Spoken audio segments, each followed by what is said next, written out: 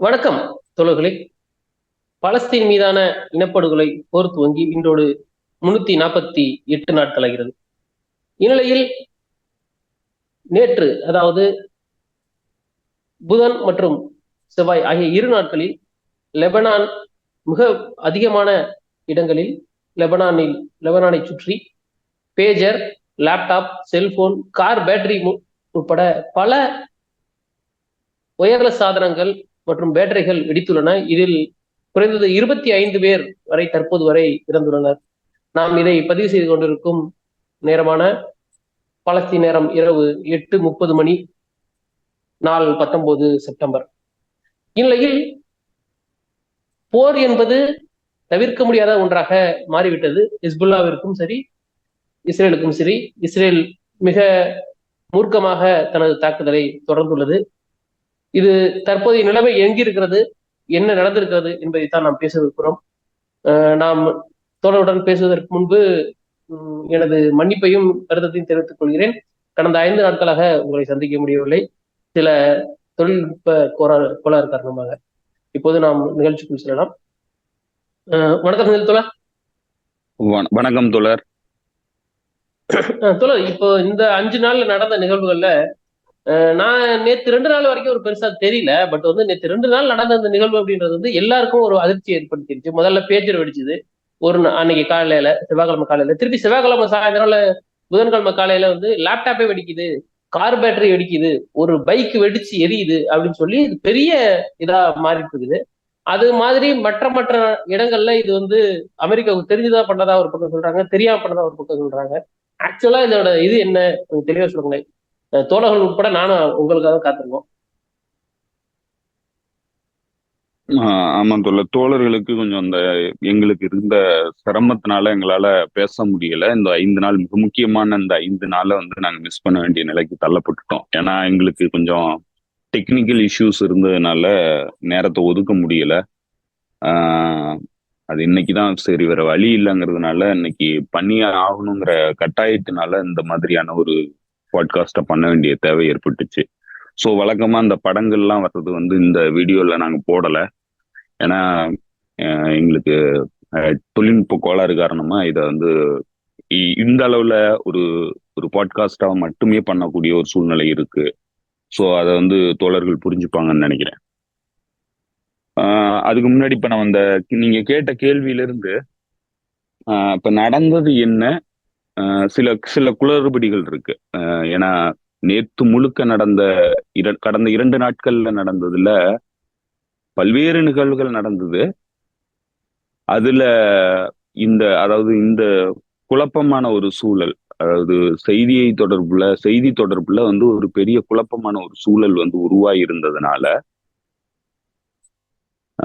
தகவல் கொண்டு போய் சேர்க்கறது ரீதியா, அதாவது தகவல் போர் அப்படின்னு சொல்லுவாங்க. இன்ஃபர்மேஷன் வாருங்கிறது ஒரு போர்ல வந்து மிக முக்கியமானது. ஸோ அந்த இன்ஃபர்மேஷன் வாரு நேற்றுக்கு நடந்தது. ஸோ இந்த இன்ஃபர்மேஷன் வார்ல தான் பல விஷயங்கள், எப்பப்போவோ நடந்த விஷயங்கள் எல்லாத்தையும் வந்து கலெக்ட் பண்ணி நேத்து வந்து அது எல்லாமே வந்து பொதுவெளிக்கு வந்துச்சு. அது வந்து நேற்று நடந்த நிகழ்வுகளா வந்து பல விஷயங்கள் வந்து நடக்காத நிகழ்வுகள் எல்லாம் வந்துச்சு. சில கிளாரிபிகேஷன்ஸ் வந்திருக்கு. ஸோ அதனால வந்து மிகப்பெரிய குழப்பமான ஒரு நிலையா தான் இருக்கு. இது வரைக்கும் அதுல தெளிவு இல்லை. என்ன நீங்க சொன்ன விஷயத்திலயுமே பல விஷயங்கள் வந்து இன்னும் உறுதிப்படுத்த முடியாத விஷயங்களா இருக்கு. அதுதான் நடந்ததா என்னங்கிறத நல்லா நம்மளால உறுதிப்படுத்த முடியல. ஆனா ஒரு விஷயம் மட்டும் தெளிவான விஷயமா வந்து நேற்றுக்கு வெளிவந்தது என்னன்னா, வாக்கி டாக்கீஸ் வந்து நேத்திக்கு வெடிச்சிருக்கு. முந்தா நாத்து வெடிச்சது வந்து பேஜர்ஸ். ஸோ பேஜர்ஸ்னா நம்மளுக்கு மேபி தெரியாம இருக்கலாம், நம்ம தோழர்களுக்கு மேபி தெரியாம இருக்கலாம். இந்த செல்போன்லாம் வர்றதுக்கு முன்னாடி பேஜர்ஸ் தொழில்நுட்பம் வந்து பயன்படுத்திச்சு. அதுல வந்து செய்திகள் வந்து பரிமாறப்பட்டோம். அது வந்து ஒரு சர்வீஸ் ப்ரொவைடர் மூலமா நம்மளுடைய அந்த பழைய நோக்கியோ போன் மாதிரி வந்து அது ஒரு செய்தியை வந்து போன் பேச முடியாது, ஆனா குறுந்தகவல்கள் இதெல்லாம் வந்து அதுல ரிசீவ் பண்ண முடியும். ஸோ அதன் மூலமா வந்து தகவல்களை தெரிஞ்சுக்கிற ஒரு டெக்னாலஜிக்கல் வளர்ச்சி அந்த காலகட்டத்தில் இருந்துச்சு. ஸோ அதுக்கப்புறம் தான் இன்னைக்கு அது ஸ்மார்ட் போன் வரைக்கும் வந்திருக்கு. ஸோ இந்த பேஜஸ் வந்து முந்தானாத்து ஆஹ், சரியா மதியானம் 3:30 மணிக்கு, லெபனான் நேரம் 3:30 மணிக்கு வெடிக்க ஆரம்பிச்சிருக்கு.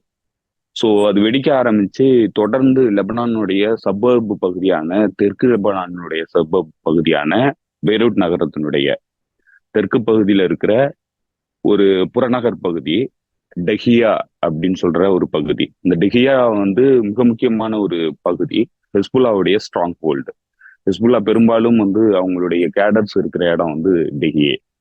ஸோ இந்த டெஹியா தான் வந்து டெஹியா டாக்டரின்ங்கிறது இஸ்ரேல் ராணுவம் வந்து தன்னுடைய அஃபீஷியல் போருக்கான இதா வந்து பயன்படுத்துது, டாக்டரினா பயன்படுத்துது. ஸோ இந்த டெஹியால 2006 நடந்த போரின் போது கார்பெட் பாம்பிங் பண்ணிச்சு இஸ்ரேல். ஸோ அதுதான் வந்து அதனுடைய மிலிட்ரி டாக்டரினா இன்னைக்கு பயன்பட்டுக்கிட்டு இருக்கு. இன்னைக்கு அதை தான் இதுல பயன்படுத்தினாங்க காசாக்குள்ள. ஸோ இந்த டெஹியா பகுதிகளில் பெருமளவுக்கு இந்த இந்த அசம்பாவிதம் வந்து நடந்திருக்கு. இது ஒரு தீவிரவாத தாக்குதலை தான் வந்து நம்ம சொல்லணும். ஒரு தீவிரவாத தாக்குதல், ஒரு பறந்துபட்ட ஒரு நாடு முழுக்க நடந்த தீவிரவாத தாக்குதல் தான் வந்து நடந்துச்சு, பேஜஸ் தாக்குதல்ங்கிறது. இப்போ இந்த பேஜஸ் தாக்குதல்ல அது எப்படி பண்ணாங்க என்னங்கிறது நமக்கு பின்னாடி தான் வந்து தெரிஞ்சுது. இப்ப கிடைச்சிருக்கிற இன்ஃபர்மேஷன் வந்து அது கிட்டத்தட்ட உறுதிப்படுத்துது அதுதான் நடந்திருக்குங்கிறத. ஆனா அப்போ வந்து அது தெரியல. பெரிய அளவுக்கு மக்கள் மத்தியில மிகப்பெரிய கோபத்தையும், அதாவது குழப்பத்தையும் பயத்தையும் ஏற்படுத்துனுச்சு அன்றைய தினத்தை பொறுத்தளவுல. என்னன்னா திடீர்னு பாக்கெட்ல வச்சிருக்கிறவங்க பக்கம் எல்லா பக்கமும் வெடிக்குது. ஷாப்பிங் மால்ல நின்றுகிட்டு இருக்கிறவங்கள்ட்ட இருந்து வெடிக்குது. இதுல சூப்பர் மார்க்கெட்ல காய்கறி வாங்கிட்டு இருக்கிறவங்கள்ட்ட இருந்து வெடிக்குது. கார் ஓட்டிக்கிட்டு இருக்கிறவங்கள்ட்ட வெடிக்குது. தெருவில் நடந்து போறவங்கள்ட்ட வெடிக்குது. கையில எடுக்கிறாங்க வெடிக்குது. கண்ணு போயிருச்சு, பலருக்கும் கண்ணு போயிருச்சு. இப்படி பல்வேறு பகுதிகளில் இந்த வெடிப்பு சம்பவம் நடந்த உடனே ஒட்டுமொத்தமான லெபனான் மக்கள் மத்தியில மிகப்பெரிய அச்சம் வந்து ஏற்பட்டுச்சு. இது வந்து ஒரு சைக்கலாஜிக்கல் வார்ஃபேராகவும் நடந்தது. இப்ப இந்த தீவிரவாத தாக்குதலினுடைய மையமே, அதனுடைய நோக்கமே வந்து சைக்கலாஜிக்கலா பாதிப்புகளை ஏற்படுத்துறது, பேனிக்கை உருவாக்குறது, கேயோஸை உருவாக்குறது. இதுதான் தீவிரவாத இயக்கங்கள் தொடர்ந்து வந்து உலகம் முழுக்க பண்றாங்க. அதன் மூலமா தங்களுடைய அச்சமூட்டுறதன் மூலமா மக்கள் மத்தியில, சமூகத்தின் மத்தியில வந்து அச்சத்தை உண்டாக்கி அதன் மூலமா தங்களுடைய பொலிட்டிக்கல் ஆம்பிஷனை கெயின் பண்ணுங்கிறது தான் தீவிரவாதிகளோட நோக்கம். ஸோ அந்த நோக்கத்திற்காக தான் வந்து இந்த மாதிரியான அச்சுறுத்தல்ங்கிறது சமூகத்தின் மத்தியில ஏற்படுத்தப்படுது. ஸோ அந்த விஷயம் வந்து லெபனான் முழுக்க நடந்திருக்கு. அதுல பெரும்பாலும் பாதிக்கப்பட்டது டெஹியா பகுதி. டெஹியா பகுதியை பொறுத்தளவுல கிட்டத்தட்ட 700க்கும் மேற்பட்ட தாக்குதல் வந்து டெஹியா பகுதியில நடந்திருக்கு. ஐ திங்க் வந்து 1700ன்னு நினைக்கிறேன். 1700 தாக்குதல் வந்து டெஹியா பகுதியில நடந்திருக்கு. அதே போல பெக்காங்கிற சிரியன் எல்லைப்புறத்துல இருக்கக்கூடிய பகுதியில நடந்திருக்கு. தெற்கு லெபனான் பகுதியில குறிப்பா இவங்க இஸ்ரேல் கூட இன்னைக்கு சண்டையில இருக்கக்கூடிய மிக முக்கியமான பகுதியா இருக்கிற தெற்கு லெபனான் பகுதியிலையும் வெடிச்சிருக்கு. இப்போ இந்த 3 பகுதியை மையமா வச்சு இந்த தாக்குதல் வந்து நடந்திருக்கு. ஸோ இது வந்து நீங்க அடிப்படையில பல விஷயங்கள் இதுல நம்ம இதனுடைய தன்மை என்னங்கிறதெல்லாம் பேசுறதுக்கு முன்னாடி நடந்த சம்பவங்கிறத பொறுத்தளவுல இது வந்து இந்த அச்சுறுத்தலை வந்து மக்கள் மத்தியில உருவாக்குனுச்சு. மிகப்பெரிய அளவுக்கு கை கால் போனது, விரல் போனது, கண் போனது, இப்படிலாம் வந்து பல்வேறு அசம்பாவிதம் வந்து நடந்திருக்கு. ஒரு மோசமான ஒரு தாக்குதலா லெபனான் வரலாறுல பதிவாயிருக்கு. இன்னும் சொல்ல போனா உலக வரலாற்றுல இது ஒரு மிக மோசமான ஒரு தாக்குதலா பதிவாயிருக்கு. ஒரு தீவிரவாத தாக்குதலா பதிவாயிருக்கு. இது ஏன் தீவிரவாத தாக்குதல் அப்படின்னா, ஏன்னா பல்வேறு செய்தி நிறுவனங்களும் மேற்கத்திய செய்தி நிறுவனங்கள் வந்து இதை எப்படி வந்து மக்கள் மத்தியில கொண்டு போய் சேர்த்திருக்கிறாங்க அப்படின்னு நீங்க பாத்தீங்கன்னா, இது ஏதோ ஒரு போர் நடவடிக்கையினுடைய ஒரு ஒரு உச்சகட்டம் அப்படிங்கிற மாதிரி தான் வந்து இதை கொண்டு போய் சேர்த்திருக்காங்க. இது சொல்ல போனா வழக்கமா முசாத்துக்கு சொல்லப்படுற அந்த ஒரு புதாகரமான ஒரு விஷயமா தான் வந்து இன்னைக்கு இதை மேற்கத்திய ஊடகங்கள், மேற்கத்திய ஆடியன்ஸ் கொண்டு போய் சேர்த்திருக்கிறாங்க. அது என்ன சொல்றாங்கன்னா, ரொம்ப சோபஸ்டிகேட்டடா இவ்வளவு கிளவரான ஒரு நடவடிக்கையில ஈடுபட்டுட்டாங்க, இதை வந்து கண்டுபிடிக்க முடியல, இது வந்து ஒரு மிகப்பெரிய அதாவது சைபர் வார்ஃபேர். சைபர் வார்ஃபேர்னா தகவல் தொழில்நுட்ப துறையில இன்னைக்கு தகவல் தொழில்நுட்பம் இருக்கிற இந்த உலகத்துல ஒரு இன்டர்நெட்டு இல்ல கம்ப்யூட்டர் இதுல எல்லாம் வந்து தாக்குதல் நடத்துறது, செல்போன் மூலியா தாக்குதல் நடத்துறதுங்கிறது சைபர் வார்ஃபேர்ங்கிற கேட்டகரிக்குள்ள வருது. ஸோ அதனுடைய ஒரு உச்சகட்டம், சைபர் வார்ஃபேரினுடைய ஒரு உச்சகட்டம். இதை வந்து மொசாத் இவ்வளவு திறமையா வந்து கையாண்டு இப்படி ஒரு பாதிப்பை வந்து ஹெஸ்புல்லாவுக்கு ஏற்படுத்தினுச்சு அப்படிங்கிறது தான் இப்ப அவங்க சொல்றது. அவங்களுடைய எதிரி படையான ஹெஸ்புல்லாவுக்கு எதிரான ஒரு தாக்குதலா இதை நடத்திட்டாங்க அப்படிங்கிறதா தான் மேற்கத்திய ஊடகங்கள் இதை கொண்டு போய் சேர்த்திருக்கிறாங்க. ஆனா இது எந்த வகையிலையும் ஒரு போருக்கான யுக்தி கிடையவே கிடையாது. ஏன்னா போர்களுக்கான விதிகள் வந்து சர்வதேச சட்ட விதிகள் வந்து இருக்கு. போர் வந்து எப்படி நடத்தணும், எப்படி நடத்தக்கூடாதுங்கிறது சட்ட விதிகள் இருக்கு. இப்ப இந்த சட்ட விதிகளை மதிச்சுதான் உலக நாடுகள்ல பல நாடுகள் வந்து இன்னைக்கு போரை வந்து அணுக வேண்டிய நிலையில இருக்கு. இல்லைன்னா வந்து போர்க்குற்றமாகும்.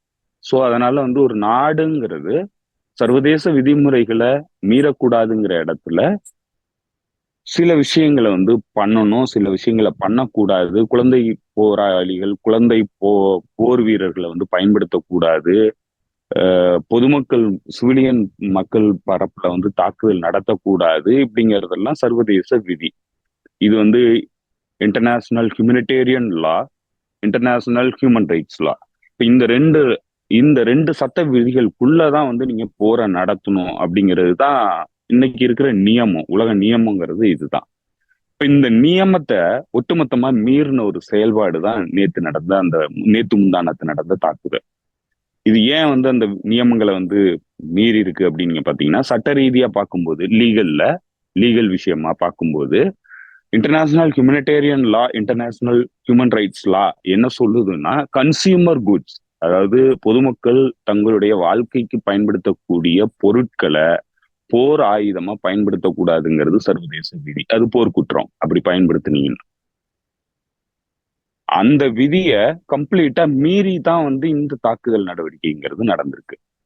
இது வந்து இன்க்ளூடிங் ஒரு ஒரு ஒரு இராணுவத்திற்கு எதிராகவோ இல்ல ஒரு அமைப்புக்கு எதிராகவோ நடத்தினா கூட கன்சியூமர் குட்ஸ ஒரு போருக்கான கருவியா பயன்படுத்த கூடாதுங்கிறது தான் சர்வதேச விதி. ஆனா நேத்து முந்தானாத்து நடந்த சம்பவங்கிறது அது வெறும் ஒரு அமைப்புக்கு எதிரான தாக்குதலா நடக்கல, அமைப்பினுடைய மெம்பர்ஸுக்கு எதிரான தாக்குதலா மட்டும் நடக்கல, அது பொதுமக்கள் மத்தியில பொதுமக்களுக்கு எதிரான ஒரு தாக்குதலா நடந்திருக்கு. இது ஏன் பொதுமக்களுக்கு எதிரான தாக்குதல்னு நம்ம சொல்ல வேண்டி இருக்குன்னா, ஹெஸ்புல்லாங்கிறது ஏன்னா சர்வதேச சமூகத்துல சர்வதேச ஊடகங்கள் என்ன தகவல்களை வந்து மக்கள் மத்தியில கொண்டு போய் சேர்த்திருக்காங்களோ அதான் வந்து மக்களும் வந்து பாக்குறாங்க, அதான் மக்கள் நம்புறாங்க. அந்த இடத்துல சர்வதேச சமூகமும் சர்வதேச ஊடகங்களும் சர்வதேச மக்கள் மத்தியில கொண்டு போய் சேர்த்திருக்கிற இந்த அமைப்பின் பத்தியான ஒரு புரிதல்ங்கிறது இது ஒரு தீவிரவாத அமைப்பு அப்படிங்கிறதா தான் இவங்க கொண்டு போய் சேர்த்திருக்கிறாங்க. ஆனா ஹெஸ்புல்லாங்கிறது அங்க இருக்கிற மக்களை பொறுத்தளவுல, லெபனான் மக்களை பொறுத்தளவுல அது ஒரு விடுதலை போராட்ட அமைப்பு. அது ஏற்கனவே லெபனானுக்கு விடுதலை வாங்கி தந்த ஒரு அமைப்பு. இன்னைக்கு நம்ம ஊர்ல நீங்க பிரிட்டிஷ்காரர்களுக்கு எதிராக போராடின காங்கிரஸ் கட்சி எப்படியோ அதே மாதிரியான ஒரு பார்ட்டி தான் வந்து ஹெஸ்புல்லா. இப்ப ஹெஸ்புல்லாங்கிறது விடுதலை போராட்டத்தை ஆயுதம் தாங்கிய வழியில போராடி அந்த நாட்டினுடைய விடுதலையை உறுதிப்படுத்தின ஒரு அமைப்பு தான் ஹெஸ்புல்லா. ஹெஸ்புல்லாங்கிறது வெறும் இராணுவ அமைப்பு கிடையாது, வெறும் இராணுவம் மட்டுமே கிடையாது. ஹெஸ்புல்லாங்கிறது இராணுவம் இருக்கு, அது அந்த நாட்டை பாதுகாக்கக்கூடிய இராணுவ கட்டமைப்பா, அரசு சாராத ஒரு கட்டமைப்பா அந்த நாட்டுல இருக்கு. அது இஸ்ரேலுக்கு எதிராகவே குறிப்பாக அந்த நாட்டினுடைய அரசியலமைப்பு சட்ட பிரகாரம் அங்கீகரிக்கப்பட்ட ஒரு அமைப்பு. அதே போல அது அந்த நாட்டினுடைய ஆளும் கட்சியில பங்கெடுத்திருக்கக்கூடிய ஒரு மிக முக்கியமான கட்சி, அந்த நாட்டினுடைய மக்கள் மத்தியில ஜனநாயக ரீதியா போட்டியிடக்கூடிய ஒரு கட்சி. இப்ப கட்சி ஃபங்க்ஷனரிஸ் அந்த அமைப்புல இருக்கிறாங்க. ஒரு நம்ம ஊர்ல எம்எல்ஏஸ் இருக்கிற மாதிரி ஹெஸ்புல்லால பெரிய அளவுக்கு எம்பிஸ் எம்எல்ஏஸ் வந்து ஹெஸ்புல்லால இருக்கிறாங்க. அது போட்டியிடுறாங்க, கட்சி தேர்தலில் போட்டியிடுறாங்க, மக்கள் மத்தியில செல்வாக்கு வாங்கி ஆட்சியில போய் லெபனான் அரசாங்கத்துல இருக்கிறாங்க, போன அரசாங்கத்துல இருந்தாங்க, இந்த அரசாங்கத்துல இருக்காங்க, இப்ப கேர்டேக்கர் அரசாங்கம் இருக்கு. இதுலயும் அவங்களுடைய பங்களிப்புங்கிறது இருக்கு. சோ அப்ப இது ஒரு பொலிட்டிக்கல் பார்ட்டி, இன்னொரு பக்கம் இது ஒரு இராணுவ அமைப்பு. அதே நேரத்துல இது இன்னொரு பக்கத்துல இந்த விடுதலைக்கு பிறகு, அதாவது லெபனான் விடுதலைங்கிறது ரெண்டாயிரத்தி ரெண்டாயிரத்துல இந்த இந்த அமைப்பு வந்து விடுதலை வாங்கி கொடுக்குது இதுக்கு லெபனானுக்கு. அதுக்கப்புறம் இந்த அமைப்பு அந்த மக்களுக்காக சேவைகள் செய்யக்கூடிய அமைப்பா இருக்கு. பள்ளிக்கூடங்கள் வச்சிருக்கு, தொண்டு நிறுவனங்கள் வச்சிருக்குது, எல்லா விதமான கன்ஸ்ட்ரக்ஷன் அமைப்புகளை வச்சிருக்கு. நாட்டினுடைய கட்டமைப்பு ரீதியான துறையில மக்கள் சார்ந்த விஷயங்கள்ல செயல்படக்கூடிய ஒரு அமைப்பா இருக்கு. பல சிவில் சர்வீசஸ் வந்து இந்த அமைப்பு வந்து பண்ணிட்டு இருக்கு. அந்த மக்களினுடைய அடிப்படை தேவைகளை பூர்த்தி பண்றதுக்கான ஒரு மிகப்பெரிய அமைப்பு. ஹாஸ்பிட்டல்ஸ் நிறைய வச்சிருக்கக்கூடிய ஒரு அமைப்பு. இன்னும் உலகத்துல சொல்ல போனா அரசு சாராத ஒரு அமைப்பு, மிகப்பெரிய அளவுக்கு மக்கள் சேவையில ஈடுபடுற அமைப்புனாக்க ஹிஸ்புல்லா. ஸோ அந்த அளவுக்கு மக்கள் மத்தியில மக்களுடைய அன்றாட தேவைகளுக்காக சிவில் சர்வீசஸ் பண்ணிக்கிட்டு இருக்கக்கூடிய ஒரு அமைப்பு. இப்போ இந்த அமைப்பு ஒரு ஒரு பேஜர் வந்து வாங்குது அப்படின்னா இது வெறும் மிலிட்டரி பர்பஸ்க்காக இந்த அமைப்பு வாங்கல. இப்ப இந்த அமைப்பு எங்கெங்கெல்லாம் அதை கொடுத்துருக்குன்னா, நேத்திக்கு இறந்து போனவர்கள்ல ஒரு மிக முக்கியமான நபர் யாருன்னு பாத்தீங்கன்னாக்க, அந்த நாட்டினுடைய ஒரு மருத்துவமனையில பணியாற்றக்கூடிய ஒரு மருத்துவ தொழிலாளி. அவரு பேஜர் வந்து வெடிச்சிருக்கு. ஏன்னா இது ஏன் லெபனான்ல வந்து பேஜர் இன்னும் பயன்படுத்தப்படுது, மற்ற நாடுகள்ல இப்ப நம்மலாம் வந்து பயன்படுத்துறது இல்ல, இந்தியா போன்ற நாடுகள்ல இன்னும் பல்வேறு நாடுகள்ல எதுவுமே பயன்படுத்துறது இல்லை, ஏன் லெபனான்ல மட்டும் பயன்படுத்தப்படுது? அப்பன்னா வந்து இவங்க எல்லாம் தவறான செயலில் ஈடுபடுறாங்க அப்படிங்கிற ஒரு புரிதலும் வந்து சர்வதேச மக்கள் மத்தியில வந்து ஊடகங்கள் கட்டி எழுப்பின ஒரு மிக முக்கியமான விஷயம். ஆனா அங்க என்ன பிரச்சனைன்னா, ஏன் அந்த மக்கள் பேஜர் இன்னும் பயன்படுத்துறாங்கன்னா, அந்த நாட்டுல மின்சார பிரச்சனைங்கிறது இருக்கு. இஸ்ரேலுங்கிற நாடு எப்ப வேணாலும் குண்டை வந்து வீசக்கூடிய நிலையில இருக்கு. அதனால பாதுகாப்பு கருதி எப்ப வேணாலும் எலக்ட்ரிசிட்டி இருக்காது, எப்ப வேணாலும் குண்டுவீச்சு இடம்பெறும். அதனால மக்கள் மக்கள் வாழ்க்கைக்கு தேவையான விஷயங்கள் வந்து என்னைக்கு வேணாலும் பாதிக்கப்படும். அப்படிங்கிற இடத்துல அந்த நாட்டுல பலரும் ஆல்டர்னேட்டிவா இதுல பாதிக்கப்படக்கூடாதுங்கிறதுக்காக அவசர காலத்துக்காக பேஜர் வந்து பயன்படுத்துறாங்க. இன்னும் சொல்ல போனா ஆஸ்பத்திரிகள்ல பேஜர் வந்து பயன்படுத்துறாங்க. ஏன்னா வந்து அங்க செல்போன்கள் அனுமதிக்கப்படுறது இல்லை. அதனால ஹாஸ்பிட்டல்ஸ்ல வந்து பேஜர்ஸ் வந்து பயன்படுத்துறாங்க, செய்திகளை, அவசர செய்திகளை தெரிஞ்சுக்கிறதுக்காக. ஸோ அப்படியாக இந்த அமைப்புங்கிறது மக்கள் மத்தியில சிவில் சமூகத்தினுடைய சிவில் சொசைட்டிக்காக இயங்குற அமைப்புங்கிறதுனால இந்த அமைப்பு பர்ச்சேஸ் பண்ற பேஜர்ஸ் இங்க வேலை பார்க்குற சிவில் சர்வீசஸ்ல வேலை பார்க்குற எல்லாருக்குமே வந்து கொடுத்துருக்கு. அப்படி கொடுத்துருக்கிறதுங்கிறது இதெல்லாம் வந்து இஸ்ரேல் அரசாங்கத்திற்கோ மொசாத்துக்கோ தெரியாம வந்து இல்ல. அவங்களுக்கு தெரியும் இது எந்த அமைப்பு, இது என்னென்ன வேலைகள் செய்யுது, இது எங்கெங்கெல்லாம் வந்து இதனுடைய அமைப்பு ஆட்கள் வந்து இருக்கிறாங்க. ஏன்னா இது வெறும் ஒரு மிலிட்டரி ஆர்கனைசேஷன் கிடையாது, இது ஒரு பொலிட்டிக்கல் ஆர்கனைசேஷன், இது ஒரு சோசியல் ஆர்கனைசேஷன். ஸோ அதனால இதுல எல்லா பகுதிகள்லயும் இதனுடைய கேடர்ஸ் வந்து ஒர்க் பண்றாங்க. எல்லாருமே வந்து போருக்காக வேலை பார்க்குறவங்க கிடையாது, எல்லாரும் பல்வேறு துறைகள் சார்ந்து வேலை பார்க்குறாங்க, அந்த மக்களுக்காக வேலை பார்க்குறாங்க. இவங்களுக்கு எல்லாருக்குமே இந்த பேஜஸ் போகுங்கிறது இஸ்ரேலுக்கு தெரியும், மொசாதுக்கு தெரியும். இப்ப தெரிஞ்சுதான் பண்ணிருக்கிறாங்க. அப்ப அவங்களுக்கு நோக்கமே என்னவா இருக்குன்னா, இந்த ஹிஸ்புல்லாவுக்கு ஆதரவு கொடுக்கக்கூடிய இல்ல ஹிஸ்புல்லாவினுடைய அஃபிலியேஷன்ல இருக்கக்கூடிய எல்லாரையும் பாதிப்புக்குள்ளாக்கணும் அப்படிங்கிறது தான் அதனுடைய பிரதான நோக்கமா இருக்கு. அதனால இது கம்ப்ளீட்டா வந்து அவங்களுக்கு தெரிஞ்சே நடத்தப்பட்ட தீவிரப்படுத்துறாங்க. ரேடியோஸ் வந்து பல இடங்கள்ல வெடிச்சிருக்கு. இன்னும் சொல்ல போனா பல இடங்கள்ல இந்த வாக்கி டாக்கிஸ் பயன்படுத்துற டாக்ஸிஸ், கார்கள் வந்து வெடிச்சிருக்கு, ரேடியோ வச்சிருக்கிற கார்கள் வந்து வெடிச்சிருக்கு. ஸோ இதுதான் வந்து அன்னைக்கு நேத்து நடந்த சம்பவம். ஸோ இப்ப இந்த ரெண்டு சம்பவம் இது எப்படி நடந்தது என்னங்கிறதெல்லாம் நம்ம பேசுறதுக்கு முன்னாடி, அடிப்படையில இது ஒரு தீவிரவாத தாக்குதல். இது வந்து லெபனான் மக்களை வந்து டெரரைஸ் பண்ணுங்கிறதுக்காக நடத்தப்பட்ட தாக்குதல், தெரிந்தே நடத்தப்பட்ட தாக்குதல். இது மக்களுக்கு எதிரான தாக்குதல் அப்படிங்கிறத தெரிஞ்சேதான் இந்த தாக்குதல் வந்து நடந்திருக்கு. ஸோ இது அந்த வகையில இந்த தாக்குதலை ஒட்டுமொத்தமா நீங்க வந்து புரிஞ்சுக்கணும்னா இது வந்து ஒரு தீவிரவாத தாக்குதல். இது எந்த வகையிலையும் மிலிட்ரி தாக்குதல் கிடையாது. இது ஒரு போர் நடவடிக்கை கிடையாது. இது ஒரு மக்கள் சமூகத்தின் மீதான தாக்குதல். சர்வதேச விதிகள் அனுமதிக்காத ஒரு தாக்குதல். சோ இப்ப இதுதான் வந்து இங்க மிக முக்கியமான விஷயம். இதுதான் வந்து சர்வதேச மக்கள் மத்தியிலையும் இந்த மீடியாக்கள் கொண்டு போய் சேர்க்கிற ஒரு மிக மோசமான ஒரு ப்ரொபகேண்டா. இது வந்து ஏதோ பெரிய அளவுக்கு மொசாது திறமையா வேலை பார்த்து இந்த மாதிரியான ஒரு நடவடிக்கையில் ஈடுபட்டுருச்சு, அதனால மொசாதுங்கிறது ஒரு திறமையான அமைப்பு அப்படின்னு சொல்றதுதான் இங்க நடந்துகிட்டு இருக்கிற விஷயம். அது வந்து முற்றிலுமா தவறானது. முற்றிலுமா அந்த மாதிரி இது நம்ம இந்த விஷயத்தை அணுக முடியாது. இது கம்ப்ளீட்டா ஒரு தீவிரவாத தாக்குதலா தான் நடந்திருக்கு.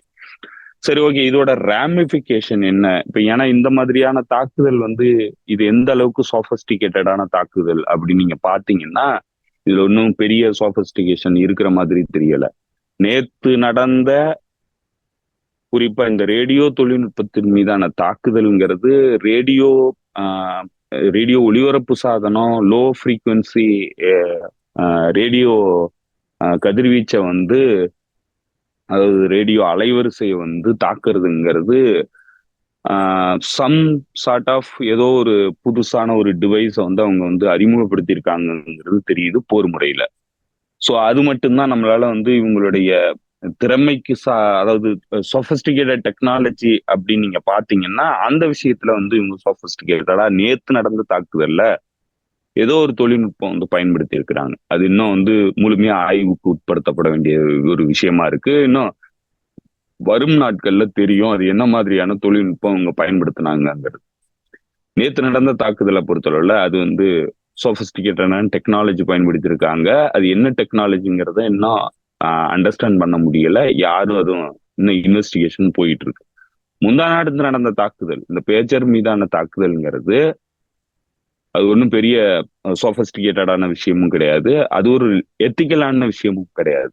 ஏன்னா அது வந்து கம்ப்ளீட்டா சபட்டாச் பண்ற விஷயம், சர்வதேச ரிலேஷன்ஷிப்பை சபட்டாச் பண்ற விஷயம், சர்வதேச மனித உரிமையை சபட்டாச் பண்ற விஷயம், ஹியூமனிடேரியன் லாவை வந்து சபட்டாச் பண்ற விஷயம், அதே மாதிரி உலகத்தினுடைய நியமங்களை கம்ப்ளீட்டா சபட்டாச் பண்ற விஷயம். அதாவது ஒட்டுமொத்தமா இதை வந்து நம்பிக்கை இல்லாத ஒரு ஒரு நாடா வந்து அதாவது உலகமா மாத்தக்கூடிய ஒரு மிக முக்கியமான நிகழ்வு தான் இந்த பேஜர் மீதான தாக்குதல்.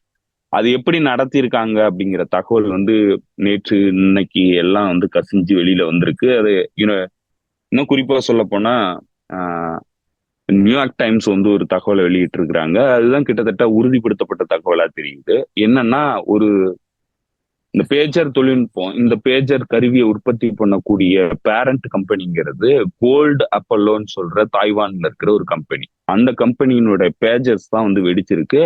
ஒரு பேட்ச்ல வந்த பேஜர்ஸ் வெடிச்சிருக்கு. 5000 பேஜர்ஸ் வந்து அந்த பேட்ச்ல வந்ததா சொல்றாங்க லெபனானுக்கு.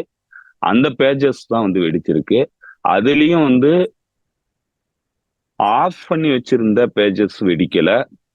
அதே போல அந்த ரேஞ்சுக்கு வெளியில இருந்த பேஜஸ் வெடிக்கல. ஸோ ஆஃப் பண்ணிட்டாக்க வெடிக்கல. அப்பன்னா வந்து ட்ரிக்கர் பண்ணியிருக்கிறாங்க. இது வெடிக்கிறதுக்காக ட்ரிக்கர் பண்ணியிருக்கிறாங்க. அப்ப எதெல்லாம் வந்து சிக்னலுக்குள்ள இருந்ததோ அதெல்லாம் ட்ரிக்கர் பண்ணி வெடிக்க வச்சிருக்கிறாங்க. ஸோ அதனால வந்து இது நேற்றைய வரைக்கும் அபிஷியலான தகவல், லெபனான் ஹெல்த் மினிஸ்ட்ரி கொடுத்திருக்கிற தகவல் பிரகாரம் 2800 பேர் காயமடைஞ்சிருக்காங்க இந்த பேஜர் வெடிச்சதுல. அதுல கிட்டத்தட்ட நீங்க சொன்ன மாதிரி நேற்றும் இன்றும் சேர்த்து கிட்டத்தட்ட ஒரு 25 பேருக்கு மேல உயிரிழப்பு ஏற்பட்டிருக்கு. அதுல ஒரு எம்பியினுடைய பையன், அதாவது ஹிஸ்புல்லாவினுடைய எம்பி, பார்லிமெண்ட்ல இருக்கக்கூடிய பாராளுமன்ற உறுப்பினருடைய பையன் வந்து ஒரு பையன் வந்து இறந்து போயிருக்காப்புல. அதே போல பெய்ரூட்ல இருக்கிற ஈரானுடைய அம்பாசிடர் வந்து இந்த தாக்குதலுக்கு காயமடைஞ்சு அவருடைய கண் வந்து பாதிக்கப்பட்டுட்டதா சொல்றாங்க. ஒரு கண் வந்து பாதிக்கப்பட்டுட்டதா சொல்றாங்க. இன்னொரு கண்ணும் வந்து சீரியஸான இதுல இன்ஜுரி வந்து ஏற்பட்டிருக்கதா சொல்றாங்க. அவரெல்லாம் வந்து உடனடியா வந்து இதுக்கு கொண்டு போயிருக்கிறாங்க, ஈரானுக்கு கொண்டு போயிருக்காங்க ட்ரீட்மெண்ட்டுக்காக. அதே போல 95 ஹிஸ்புல்லா மெம்பர்ஸ் வந்து இதுல தாக்குதலுக்கு உள்ளானதுல அவங்கள எல்லாம் 95 மெம்பர்ஸை வந்து இதுக்கு கொண்டு போயிருக்காங்க, ஈரானுக்கு கொண்டு போய் ட்ரீட்மெண்ட் கொடுக்குறாங்க. சிரியால பலரை வந்து கொண்டு போய் ட்ரீட்மெண்ட் கொடுத்துக்கிட்டு இருக்காங்க. சிரியாக்குள்ளேயும் ஹிஸ்புல்லாவினுடைய மெம்பர்ஸ் ஒரு 20க்கும் மேற்பட்டவர்கள் மீது தாக்குதல் நடந்ததா சொல்றாங்க. ஆனா இன்னும் அதை பத்தின உறுதியான தகவல்கள் நம்மளால கிடைக்கல. உறுதிப்படுத்தப்பட்ட தகவல்கள் எதுவும் இல்லை சிரியால நடந்தது. இது வந்து இந்த தாக்குதலை பொறுத்தளவுல, பாதிப்புகளை பொறுத்தளவுல இந்த அளவுக்கு நடந்திருக்கு. இப்ப இதை வந்து எப்படி இவங்க வந்து இந்த பேட்சை வந்து தாக்குதல் நடத்தியிருக்காங்க அப்படின்னாக்க, ஸோ இந்த தாய்வான்ல இருக்கிற கோல்டு அப்பல்லோங்கிற கம்பெனியோடைய ட்ரேட்மார்க்ல இந்த மாடல் வந்து அவங்க ப்ரொடியூஸ் பண்றாங்க, இந்த பேஜஸ் வந்து ப்ரொடியூஸ் பண்றாங்க. அதனால இது வந்து தாய்வான்ல வாங்கப்பட்டதா ஆரம்பத்துல தகவல் வந்துச்சு. அப்போ உடனடியா தாய்வான்ல இருக்கிற தாய்வான் போலீஸ் இந்த கம்பெனிக்கு ரெய்டு பண்ணி அங்க இருக்கிற சிஇஓ வந்து என்கொயரி பண்ணாங்க. ஸோ அந்த சிஇஓ வந்து கொடுத்த தகவல் பிரகாரம் அவங்க அபிஷியலா ஸ்டேட்மெண்ட் வெளியிட்டு இருந்தாங்க. இது எங்க கம்பெனில ப்ரொடியூஸ் பண்ணல, இந்த மாடல் கம்ப்ளீட்டா இந்த சீரீஸ்ல வந்த மாடல் எல்லாமே ப்ரொடியூஸ் பண்ண கம்பெனிங்கிறது பிஏசி கன்சல்டிங் கேஎஃப்டி அப்படின்னு சொல்ற ஹங்கேரியில இருக்கக்கூடிய ஒரு கம்பெனி தான் வந்து ப்ரொடியூஸ் பண்ணுது. ஐரோப்பிய ஒன்றிய நாட்டுல இருக்கிற ஒரு கம்பெனில இருந்து ப்ரொடியூஸ் பண்ணப்பட்ட சாதனம் தான் இப்ப வெடிச்சிருக்கு. நாங்க வந்து லெபனானுக்கு எந்த பொருட்களையும் வந்து அனுப்பல அப்படின்னு சொல்லி அந்த கம்பெனி வந்து விளக்கம் கொடுக்கும். ஆனா அதுல ஒரு பெரிய முரண்பாடு என்ன இருக்குன்னா, அந்த அந்த கோல்டு அப்பல்லோ கம்பெனியினுடைய ஓனர், அதாவது அதனுடைய நிறுவனருங்கிறவரு ஒரு ஜூவிஸ் அமெரிக்கன். ஸோ அது வந்து ஒரு மிக முக்கியமான தகவல்.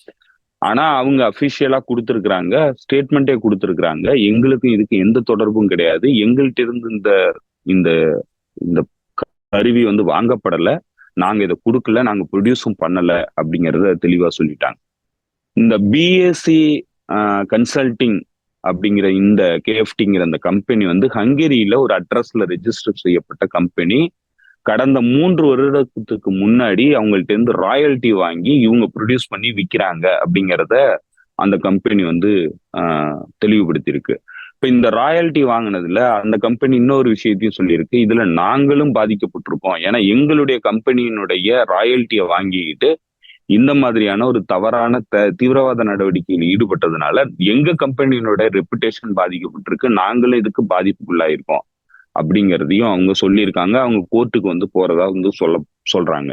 ஸோ இது வந்து இந்த பிஏசி அப்படிங்கிற அந்த கம்பெனியினுடைய சிஇஓ யாருன்னு பார்த்தா ஒரு பெண்மணி. அந்த பெண்மணி கிறிஸ்டியானான்னு சொல்லி ஒரு பேர் வருது. அந்த பெண்மணி அவங்க வந்து பிஹெச்டி படிச்சதா சொல்றாங்க, யுனெஸ்கோல வேலை பார்த்ததா சொல்றாங்க. இதெல்லாம் வந்து அவங்களுடைய பயோல இருக்கு. அவங்க நிறைய பேப்பர்ஸ் வந்து சயின்டிபிக் பேப்பர்ஸ் சப்மிட் பண்ணியிருக்கிறதாவும் வந்து டேட்டா இருக்கு. ஆனா அந்த பெண்மணியினுடைய படத்தை வந்து பார்த்தாக்க அந்த மாதிரி யாருமே இல்லைன்னு சொல்லி ஒரு தகவல் வருது. இந்த மாதிரியான பெண்மணி யாருமே இல்லை அப்படின்னு. அந்த நிறுவனம் கொடுத்திருக்கிற அட்ரஸ்ல போய் பார்த்தா அது ஹங்கேரியில இருக்கிற ஒரு ரெசிடென்சியல் பில்டிங்கினுடைய அட்ரஸ். அப்போ ரெசிடென்சியல் பில்டிங்ல மேனுஃபேக்சரிங் நடந்ததா பொய் சொல்லி இந்த நிறுவனத்தினுடைய ராயல்ட்டியை வாங்கி அவங்க மேனுஃபேக்சர் பண்ணி வித்திருக்கிறாங்க அப்படிங்கிறது தான் இப்போ கிடைச்சிருக்கிற தகவல். இப்போ இதுல இருந்து என்ன தெரியுதுன்னா, இது ஒரு ஃபேக்கான நிறுவனம், இது ஒரு ஷேடோ கம்பெனி. இப்ப இந்த கம்பெனியை உருவாக்குன இந்த பெண்மணி ஒரு மிஸ்டரியான ஒரு பெண்மணியா இருக்கிறாங்க. அவங்க எங்க இருக்கிறாங்க என்னங்கிற விஷயம் தெரியல. அந்த நிறுவனத்தினுடைய வெப்சைட், அதாவது வலைதளம், இந்த சம்பவம் நடந்த உடனே கம்ப்ளீட்டா வந்து அவங்களுடைய அக்சஸை வந்து க்ளோஸ் பண்ணிட்டாங்க. அந்த நிறுவனத்தினுடைய செய்தி தளம் வந்து ஓப்பன் ஆகிறது இல்லை, அந்த வெப்பேஜ் வந்து ஓப்பன் ஆகிறது இல்லை. ஸோ அதனால கம்ப்ளீட்டா அது வந்து ஷேடோ கம்பெனிங்கிறது தெரியுது. அதுல வேலை பார்க்குற உறுப்பினர்கள் யாருமே இருக்கிற மாதிரி தெரியல. நிறுவனமும் வந்து ஃபேக்டரியும் கிடையாது. அப்பனா ஃபேக்கா வந்து ஒரு கம்பெனியை காமிச்சு கணக்கு காட்டி ராயல்ட்டி வாங்கி இந்த ப்ராடக்டை வந்து வித்திருக்கிறாங்க. ஸோ இப்போ இந்த ப்ராடக்ட் வேறொரு தகவல், பெப்பே எஸ்கோபார் வந்து அவருக்கு கிடைச்ச சோர்சஸ் மூலமா கொடுக்குற தகவல் என்னன்னா, இந்த ப்ராடக்ட் எங்க ப்ரொடியூஸ் செய்யப்பட்டுச்சு அப்படின்னு பார்த்தாக்கா அவர் சொல்றாரு, செக் ரிப்பப்ளிக்ல வந்து இந்த ப்ராடக்ட் வந்து தயார் பண்ணப்பட்டிருக்கு அப்படின்னு சொல்றாரு. இப்ப இந்த செக் ரிப்பப்ளிக்ல ப்ரொடக்ஷன் வந்து நடந்ததுங்கிறது அது ஒரு மொசாதினுடைய ஃபேக்டரியில நடந்திருக்கு அப்படின்னு சொல்றாரு. இப்போ மொசாதினுடைய ஃபேக்டரியில இந்த டிவைஸை ப்ரொடியூஸ் பண்ணி இதுல 20 கிராம் அளவுக்கு வெடிபொருளை வந்து சேர்த்து ப்ரொடியூஸ் பண்ணியிருக்கிறாங்க. இதை ப்ரொடியூஸ் பண்ணி இதை டெலிவரி கொடுத்துருக்குறாங்க. கத்தார்ல வந்து அவர் சொல்றாரு, கத்தார்ல இருக்கிற ஒருத்தர்கிட்ட தான் வந்து இந்த டெலிவரி வந்து செக் ரிப்பப்ளிக்ல இருந்து வந்திருக்கு. அவர் மூலமா தான் திரும்ப லெபனானுக்குள்ள இது போயிருக்கு அப்படின்னு சொல்றாரு. ஸோ இதெல்லாம் வந்து இன்னும் உறுதிப்படுத்தணும். இந்த இன்வெஸ்டிகேஷன் எல்லாம் போனுச்சுன்னா தான் தெரியும். லெபனான் அரசாங்கம் இதற்கு உடனடியா வந்து இதை பத்தி சர்வதேச அரங்குல வந்து பதிவு பண்ணுங்கிறதுக்காக இது யுனைடெட் நேஷன்ஸுடைய செக்யூரிட்டி கவுன்சிலை கூட்டுறதுக்காக கோரிக்கை விடுத்திருந்தது. அல்ஜீரியா வந்து அந்த கோரிக்கை இன்னைக்கு அது மெம்பரா இருக்கிறதுனால அல்ஜீரியா வந்து அந்த கோரிக்கையை மனுவா கொடுத்து விசாரணைக்கு வருது. அது யுனைடெட் நேஷன்ஸுடைய செக்யூரிட்டி கவுன்சில் கூடுது. ஸோ இப்போ இந்த விசாரணைகள் எல்லாம் நடந்ததுனா தான் இதனுடைய முழுமையான தகவல்கள் வரும். ஆனா இப்ப நடந்திருக்கிற விஷயங்கள், இப்ப கிடைச்சிருக்கிற தகவல்கள் வரைக்கும் என்ன நடந்திருக்குன்னா, ஒரு ஃபேக்கான கம்பெனிய ஹங்கேரியில வந்து ரெஜிஸ்டர் பண்ணி அதன் மூலமா ஒரு ராயல்ட்டியை வாங்கி பேஜஸ் ப்ரொடியூஸ் பண்ற ஒரு கம்பெனி கிட்ட இருந்து ராயல்ட்டி வாங்கி இவங்க ப்ரொடக்ஷன் பண்ணி அது செக் ரிப்பப்ளிக்ல ப்ரொடக்ஷன் பண்ணதா சொல்றாங்க. அதை ப்ரொடக்ஷன் பண்ணி அதுல வெடிமருந்தை வச்சு விநியோகம் பண்ணியிருக்கிறாங்க. அந்த விநியோகம் பண்ண அந்த பேஜர் தான் வந்து ஹெஸ்புல்லா மூலமா டிஸ்ட்ரிபியூட் செய்யப்பட்டிருக்கு லெபனான்ல இருக்கிற தன்னுடைய அஃபிலியேட்ஸுக்கு. ஸோ அவங்க பல்வேறு துறைகள்ல வேலை பார்க்குறாங்க. அவங்க வெறும் மிலிட்ரி துறையில மட்டும் வேலை பார்க்குறவங்க இல்லை, நான் சொன்ன மாதிரி சிவில் சர்வீசஸ்ல வேலை பார்க்குறாங்க. மக்கள் சமூகத்துக்குள்ள மக்களுடைய நலத்திட்டங்களுக்காகவும் மக்களுடைய அன்றாட நடவடிக்கைகளுக்காகவும் வேலை பார்க்குற டாக்டர்ஸ் முதற்கொண்டு நர்ஸு டாக்டர்ஸ் இப்படி எல்லாருக்கும் இந்த பேஜஸ் வந்து கொடுக்கப்பட்டிருக்கு. அந்த பேஜர் தான் வந்து வெடிச்சிருக்கு. இது எப்படி வெடிக்க வைக்கப்பட்டிருக்கு அப்படின்னு சொல்றாக்க, அதை பத்தின தகவல்கள் வந்து என்ன சொல்றாங்கன்னா, இதுக்கு ஒரு சர்வீஸ் ப்ரொவைடர், இப்ப நம்ம செல்போனுக்கு வந்து எப்படி நமக்கு நம்பர் வாங்குறோமோ இதே மாதிரி ஒரு சர்வீஸ் ப்ரொவைடர் வந்து இந்த ரேடியோ சிக்னல்ஸை கொடுக்கறதுக்கு சர்வீஸ் ப்ரொவைடர் வேணும். இது நம்ம நார்மலா வந்து இது செல்போன் டவர்ல இருந்து வர்றது இல்ல, இன்டர்நெட் மாதிரி வர்றது கிடையாது. இதுக்குன்னு தனியா ஒரு சர்வீஸ் ப்ரொவைடர் இருக்காங்க, இந்த வேவ் லென்த்தை வந்து கொடுக்கக்கூடிய சர்வீஸ் ப்ரொவைடர். இப்ப இந்த சர்வீஸ் ப்ரொவைடருடைய சர்வரை வந்து ஹேக் பண்ணியிருக்கிறாங்க. இப்ப அதுதான் வந்து மிக முக்கியமா வந்து இவங்களுடைய டெக்னாலஜிக்கல் வைஸா நடந்த விஷயமா இருக்கு. அதை ஹேக் பண்ணி அதுல இருந்து ட்ரிக்கர் பண்ணியிருக்கிறாங்க. இந்த இந்த பேட்டரியை வந்து ஹீட் பண்ணியிருக்கிறாங்க, பேஜருடைய பேட்டரியை.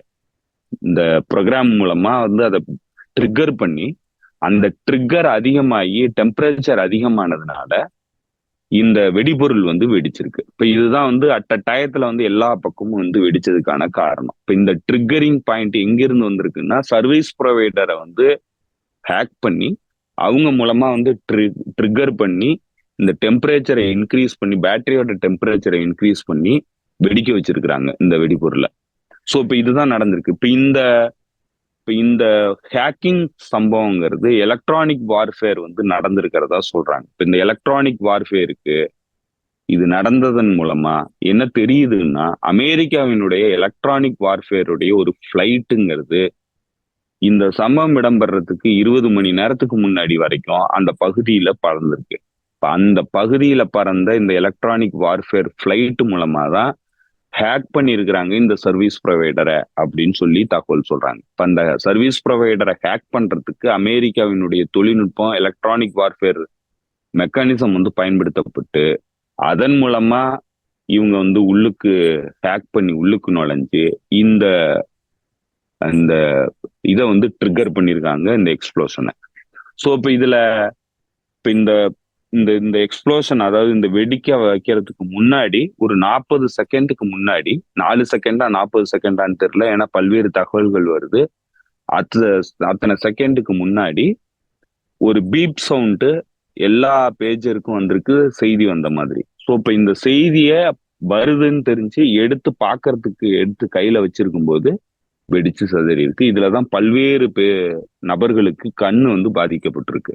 எனக்கு கண்ணை தான் நேரா அது பாதிச்சிருக்கு, தலையும் கண்ணையும் தான் பாதிச்சிருக்கு. பலரும் வந்து எடுக்காம விட்டவங்களுக்கு தொடையில, ஏன்னா பொதுவா வந்து இடுப்புல தான் வந்து இந்த பேஜரை வந்து கட்டியிருப்பாங்க, அதனால இடுப்பு பகுதியில அடிபட்டதுனால கை கால் வந்து போயிருக்கு. கிட்னி, கை கால் இந்த மாதிரி பல பாதிப்புகளை வந்து ஏற்படுத்தியிருக்கு. கையில எடுத்ததுல விரல்கள் வந்து கம்ப்ளீட்டா போயிருக்கு, கைகள் வந்து போயிருக்கு.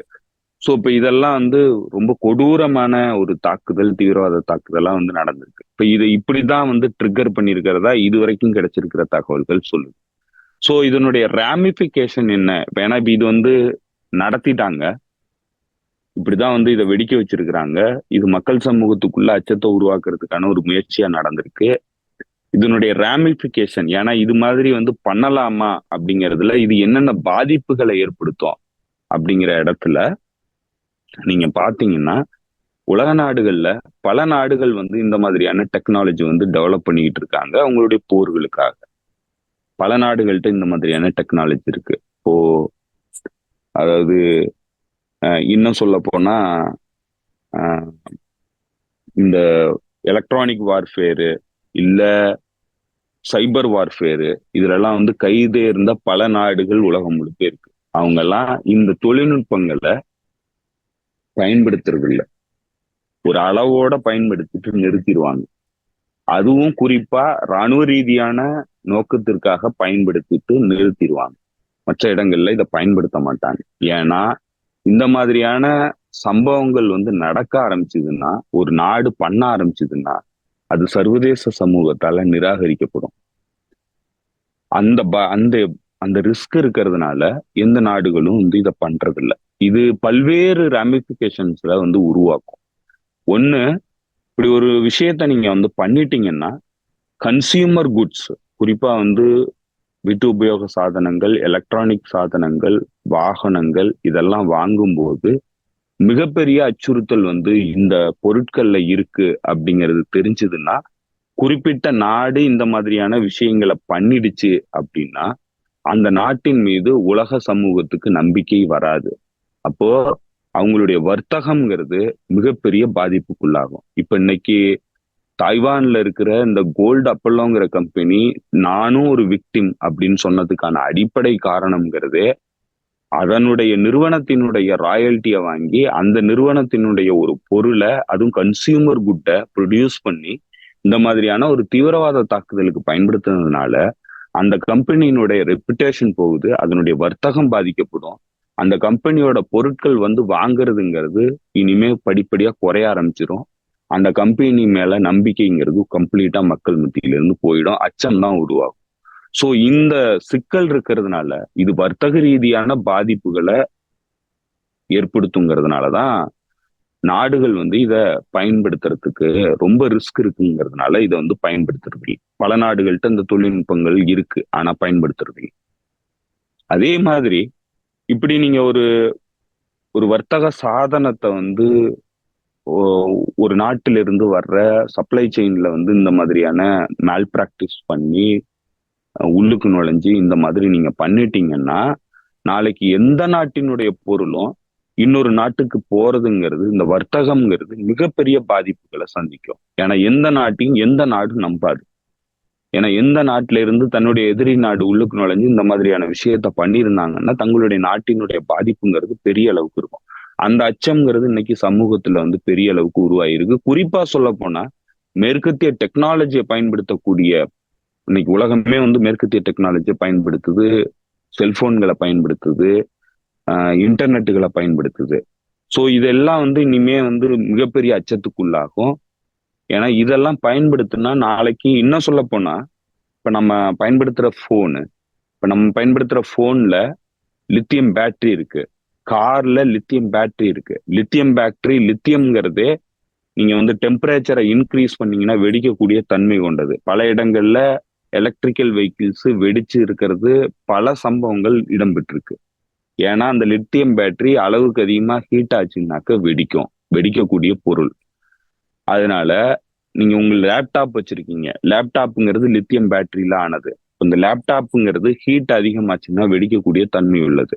ஸோ இப்படி பல்வேறு எலக்ட்ரானிக் சாதனங்கள், என்ன சொல்ல போனா ஸ்மார்ட் டிவி, இன்னும் பல பொருட்கள் இது எல்லாமே வந்து இன்னைக்கு வர்ற தொழில்நுட்பங்கிறது, லித்தியம் பேட்டரி மூலமா இயங்கக்கூடிய தொழில்நுட்பங்கிறது இன்னைக்கு சர்வசாதாரணமா உலக வர்த்தகத்துல வந்து இடம்பெறுது, டெக்னாலஜிக்கல் வளர்ச்சியில. அதெல்லாம் வந்து அச்சத்துக்குள்ளாகும்.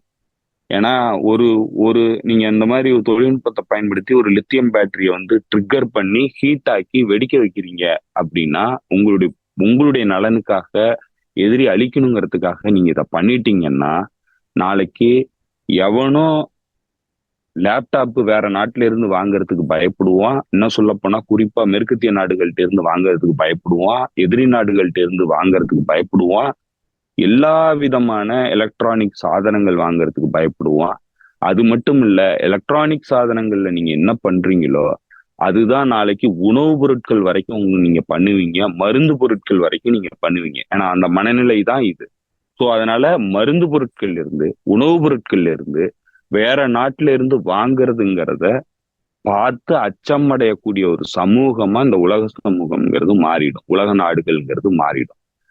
இது வந்து மிகப்பெரிய அளவுக்கு சர்வதேச நாடுகளுடைய உறவுலையும் மிகப்பெரிய சிக்கலை ஏற்படுத்தும். அதே நேரத்துல மக்கள் சமூகத்தின் மத்தியிலையும் மிகப்பெரிய சிக்கலை ஏற்படுத்தும். இன்னைக்கு சொல்லப்படுற இந்த குளோபலைசேஷன் ஆன இந்த உலகத்துல இப்படியெல்லாம் வந்து ஒரு சம்பவம் இடம்பெற்று நம்பிக்கை வந்து போயிடுச்சுன்னா, அப்புறம் ப்ரொடெக்ஷனிசம்ங்கிறத தவிர்க்கவே முடியாது. ஒரு நாடுங்கிறது இன்னொரு நாட்டில இருந்து எந்த பொருளையும் இறக்குமதி பண்றதுக்கு அச்சம் கொள்ள வேண்டிய தேவை ஏற்படும். ஸோ இதெல்லாம் இவ்வளவு ரிஸ்க் இருக்கிறதுனாலதான் இது இன்னும் சொல்ல போனா சர்வதேச விதிகளால நிராகரிக்கப்பட்ட, ப்ரொஹிபிட் பண்ணப்பட்ட ஒரு ஒரு போர் நடைமுறை, இல்ல ஒரு தீவிரவாத நடைமுறை. இந்த நடைமுறைய நீங்க பயன்படுத்துனீங்கன்னா உங்க கூட எவனுமே உறவு வச்சுக்கிறதுக்கு பயப்படுவான். ஏன்னா நீங்க என்னைக்கு இப்ப ஏன்னா நமக்கு ஒரு நாட்டு கூட நல்ல உறவு இருக்கு, சர்வதேச உறவுங்கிறது அப்படிதான். இன்னொரு டயத்துல பாத்தீங்கன்னாக்கா அந்த நாட்டு கூட நமக்கு சண்டை ஏற்படலாம். இன்னைக்கு உறவு இருக்கும்போது அந்த நாடு வந்து உங்களுக்கு இந்த பொருள் எல்லாம் வந்து இறக்குமதி பண்ணுது, ஏற்றுமதி பண்ணுது, அதெல்லாம் நீங்க வாங்குறீங்க, உங்க மக்கள் மத்தியில இந்த பொருட்கள் வந்துருது. ஆனா நாளைக்கு இந்த நாட்டுக்கும் உங்களுக்கும் சண்டை வந்துருச்சு அப்படிங்கிற இடத்துல அந்த நாடு ஏற்கனவே இதெல்லாம் பண்றதுனால இப்போ திரும்ப வந்து உங்க நாட்டுக்கு எதிராக பண்ணக்கூடாதுங்கிறதுக்குள்ள என்ன உத்தரவாதம் இருக்கு? ஏன்னா அதை ஏற்கனவே உங்க நாட்டுக்கு அனுப்பி இருக்கிறதுக்கான வாய்ப்பு இருக்கு. ஸோ அதனால எந்த நாடும் எந்த நாட்டு கூடயும் உறவு வச்சுக்கிறதுக்கு பயப்படும், எந்த நாடும் எந்த நாட்டினுடைய பொருட்களையும் வாங்குறதுக்கு பயப்படும். குறிப்பா இந்த வளர்ச்சி பெறும் இந்த கட்டிங் எட்ஜ் தொழில்நுட்பம் இருக்கக்கூடிய இந்த காலகட்டத்துல இப்படியான ஒரு நடைமுறையை வந்து நீங்க உலகத்துல நாம மாத்திட்டீங்கன்னா, அப்புறம் உலக வர்த்தகம் வந்து கம்ப்ளீட்டா பாதிக்கப்படும். டெக்னாலஜிக்கல் அட்வான்ஸ்மெண்ட்டுங்கிறது எந்த மக்களுக்கும் பயன்படாத ஒரு சூழ்நிலைக்கு தள்ளப்படும். இது மிகப்பெரிய ஆபத்தை உருவாக்கக்கூடிய ஒரு உலக நிகழ்வா வந்து மாறிடும். அதனாலதான் இந்த டெக்னாலஜி வந்து வார்ஃபேர்லயோ மற்ற நாடுகளுக்கு எதிராகவோ இது வரைக்கும் எந்த நாடும் பயன்படுத்தல. ஆனா இஸ்ரேலுங்கிற ஒரு நாடு வந்து இன்னைக்கு பயன்படுத்திருக்கு. சோ இது எந்த கட்டத்துல வந்து பயன்படுத்தி இருக்கணும், பயன்படுத்த வேண்டிய தேவை இந்த நாட்டுக்கு வந்திருக்கு அப்படிங்கிற பாக்குற இடத்துலதான் இஸ்ரேல் வந்து பயங்கரமான டெஸ்பரேட் கண்டிஷன்ல இருக்குங்கிறத நம்மளால புரிஞ்சுக்க முடியும். ஏன்னா வலுவா இருக்கக்கூடிய ஒரு நாடு இவ்வளவு மோசமான ராமிபிகேஷன் உருவாக்கக்கூடிய, பாதிப்புகளை உருவாக்கக்கூடிய, பின்விளைவுகளை உருவாக்கக்கூடிய ஒரு சம்பவத்துல இறங்கவே இறங்காது. அப்போ இந்த நாடு இறங்கியிருக்குன்னா அந்த அளவுக்கு அது அச்சம் கொண்டிருக்கு, அந்த அளவுக்கு அது மோசமான நிலையில இராணுவ ரீதியா இருக்குங்கிறது தான் வெளிப்படுது. இது ஒரு மிக முட்டாள்தனமான ஒரு நடவடிக்கை. இப்ப இப்படி ஒரு நடவடிக்கை நீங்க எடுத்துட்டீங்கன்னா இதுக்கு மேல இந்த நடவடிக்கையை உங்களால பண்ணவே முடியாது. ஏன்னா இதுக்கப்புறம் உலகத்துல இருக்கிற எல்லா நாடுகளும் உங்களை பார்த்தாலே யோக்கியம் வரான் சொம்பெடுத்து உள்ள வைங்கிற இடத்துல வந்து நகர்ந்துருவாங்க. நீங்க எந்த நாட்டு கூடயும் எந்த உறவையும் வந்து உங்களால மெயின்டைன் பண்ண முடியாது. உங்களை எந்த நாடும் நம்ப மாட்டான். சோ இப்ப அதுதான் நடக்குது. இவங்க வந்து தங்களை தாங்களே ஐசோலேட் பண்ணிக்கிட்டாங்க. இவங்களுடைய முடிவை வந்து இவங்களே எழுதிக்கிட்டு இருக்கிறாங்க. இன்னைக்கு சர்வதேச அரங்குல இது ஒரு பறையா ஸ்டேட்டா மாறிக்கிட்டே இருக்கு. அதனுடைய உச்சகட்டமா இந்த ரிஸ்கையும் அது எடுத்திருக்கு. இது வந்து ஹெஸ்புல்லாவுக்கு எதிராக நடத்தின ஒரு விஷயமா, இல்ல லெபனான்ல இருக்கிற மக்களுக்கு எதிராக வந்து அச்சத்தை ஊட்டுறதுக்காக நடத்தின இந்த விஷயங்கிறது கம்ப்ளீட்டா இதனுடைய சவக்குழிய இதுவே தோண்டிக்கிச்சுன்னு தான் நம்ம சொல்லணும். சர்வதேச அரங்க பொறுத்தல இது சவக்குழி தானாவே தோண்டிக்கிட்டு இருக்கு. அதுதான் வந்து அதனுடைய உச்சகட்டமா தான் வந்து இந்த தாக்குதல் நடவடிக்கையில இது ஈடுபட்டு இருக்கு. இப்ப இது என்ன மாதிரியான உதாரணம் சொன்னோம்னா, இது என்ன மாதிரியான விளைவை இந்த நாட்டுக்கு ஏற்படுத்தும்னா, இன்னைக்கு இந்த நாடு சமாதான முயற்சியில Saudi Arabia, United Arab Emirates போன்ற நாடுகள்கிட்ட சமாதான முயற்சிக்கான நடைமுறைகள்ல அமெரிக்கா மூலமா ஈடுபட்டுக்கிட்டு இருந்தது. இது அதனுடைய அடிப்படையே, இந்த ஆப்ரஹாம் அக்கார்ட்னு சொல்லப்படுறதனுடைய அடிப்படையே என்னன்னு பாத்தீங்கன்னா, இஸ்ரேலுங்கிறது தன்னுடைய கட்டிங் எட்ஜ் தொழில்நுட்பத்தை இந்த நாடுகளுக்கு வழங்குறது தான் வந்து அதனுடைய அடிப்படை. தன்னுடைய பாதுகாப்பு உபகரணங்கள், அதே மாதிரி இந்த மாதிரியான டெக்னாலஜிக்கல் அட்வான்ஸ்மெண்ட்ஸ், ஸ்பை தொழில்நுட்பம், குறிப்பா வந்து உள்நாட்டுல வந்து கண்காணிப்பு நடத்துறதுக்காக பெகாசஸ் போன்ற ஸ்பை சாஃப்ட்வேர் வாங்குறதுக்கான கொலாபரேஷன், இதெல்லாம் தான் வந்து இதுல பிரதானமா இருந்தது. ஆனா இந்த நாடு இந்த மாதிரியான நடவடிக்கையில ஈடுபடும் அப்படிங்கிறது தெரிஞ்சதுன்னா, சவுதி அரேபியாவும் யுனைடெட் அரப் எமிரேட்ஸும் இந்த நாட்டுக்கிட்ட இருந்து இந்த மாதிரியான பொருட்களையோ தொழில்நுட்பத்தையோ ஒரு காலத்திலையும் வாங்க மாட்டாங்க. ஏன்னா அந்த அளவுக்கு இந்த நாடு வந்து தன்னை எக்ஸ்போஸ் பண்ணிக்கிச்சு. ஸோ இப்ப இதுதான் அதனுடைய யதார்த்தமான நிலை. இது வந்து இன்னைக்கு தான் வெற்றி அடைஞ்சிட்டதா மாறு தட்டிக்கலாம், ஹெஸ்புல்லாவுக்கு மிகப்பெரிய ப்ளோ கொடுத்துட்டதான் நினைக்கலாம். உண்மையாக ஹெஸ்புல்லாவுக்கு இது மிகப்பெரிய ப்ளோ. ஏன்னா செக்யூரிட்டி பிரீச்சுங்கிறது அதனுடைய ஹிஸ்டரியிலே இல்லாத அளவுக்கு செக்யூரிட்டி பிரீச். எப்படி இந்த சாதனம் வந்து உள்ளுக்கு வந்துச்சு, இவ்வளவு கேர்லெஸ்ஸா எப்படி வந்து இந்த சாதனத்தை வந்து வாங்கணும், ஒரு நிறுவனத்தை வந்து அதனுடைய முழுமையான அடிப்படைகள் தெரியாம எப்படி அந்த நிறுவனத்தில இருந்து இந்த சாதனம் வந்து இந்த அமைப்புக்கு வந்துச்சு, இது எப்படி வந்து நடந்ததுங்கிறதெல்லாம் அது கம்ப்ளீட்டா வந்து உள்ளுக்குள்ள இன்வெஸ்டிகேட் பண்ணும். இனிமே இந்த மாதிரி எந்த நடவடிக்கைகளும் நடக்க முடியாத அளவுக்கு அது தன்னை தகவமைச்சுக்கொள்ளும். ஆனா இன்னைக்கு அதுக்கு மிகப்பெரிய பாதிப்பை வந்து உருவாக்கி இருக்கு இஸ்ரேல். இந்த பாதிப்புங்கிறது தற்காலிகமானது. இதுதான் கடைசி முறை. இதுக்கு மேல இந்த மாதிரியான பாதிப்புகளை இஸ்ரேலால எந்த நாட்டுக்கு எதிராகவும் உருவாக்க முடியாது, ஹெஸ்புல்லாவுக்கு எதிராகவும் உருவாக்க முடியாது. ஏன்னா எல்லாருமே அலர்ட் ஆகிட்டாங்க. இதுக்கு மேல அவங்கள்ட்ட என்னென்னலாம் வந்திருக்கோ, என்னென்னலாம் அவங்க வெளியில இருந்து வாங்கியிருக்காங்களோ, எல்லா நிறுவனங்களும் என்னென்ன நிறுவனங்கள் அவங்களுடைய கருவிகளை முழுக்க வந்து கம்ப்ளீட்டா வந்து புலனாய்வு பண்ணி அது என்னென்ன அதுக்குள்ள இருக்கு என்னங்கிறத எல்லாத்தையும் அவங்களுடைய கருவிகளை எல்லாத்தையும் ஆய்வுக்குட்படுத்தி அதுல என்ன பிரச்சனைகள் இருக்கு, ஒருவேளை இதுல இந்த மாதிரியான சம்பவங்கள் அதுக்குள்ள இருக்கா என்னங்கிறது எல்லாத்தையும் கம்ப்ளீட்டா இன்னைக்கு அண்டர்ஸ்டாண்ட் பண்ண ஆரம்பிப்பாங்க. இது இப்ப இந்த பேஜஸ் வந்து கண்டிப்பா ஹிஸ்புல்லாவை பொறுத்தளவுல இது வந்து ஈரானுக்கு போயிருக்கும், சிரியாவுக்கு போயிருக்கும், சிரியா மூலமா ரஷ்யாவுக்கும் போயிருக்கும். அதனால இதுக்குள்ள என்ன நடந்திருக்கு, இது எப்படி பண்ணிருக்காங்க, இதுல வேற என்ன கருவிகள் இருக்கு, வேற என்ன கருவிகள்ல இந்த மாதிரியான விஷயங்கள் நடந்திருக்கு அப்படிங்கறத எல்லாத்தையும் கம்ப்ளீட்டா அவங்க வந்து ஆய்வுக்கு உட்படுத்திடுவாங்க. இதை கம்ப்ளீட்டா கண்டுபிடிச்சிட போறாங்க.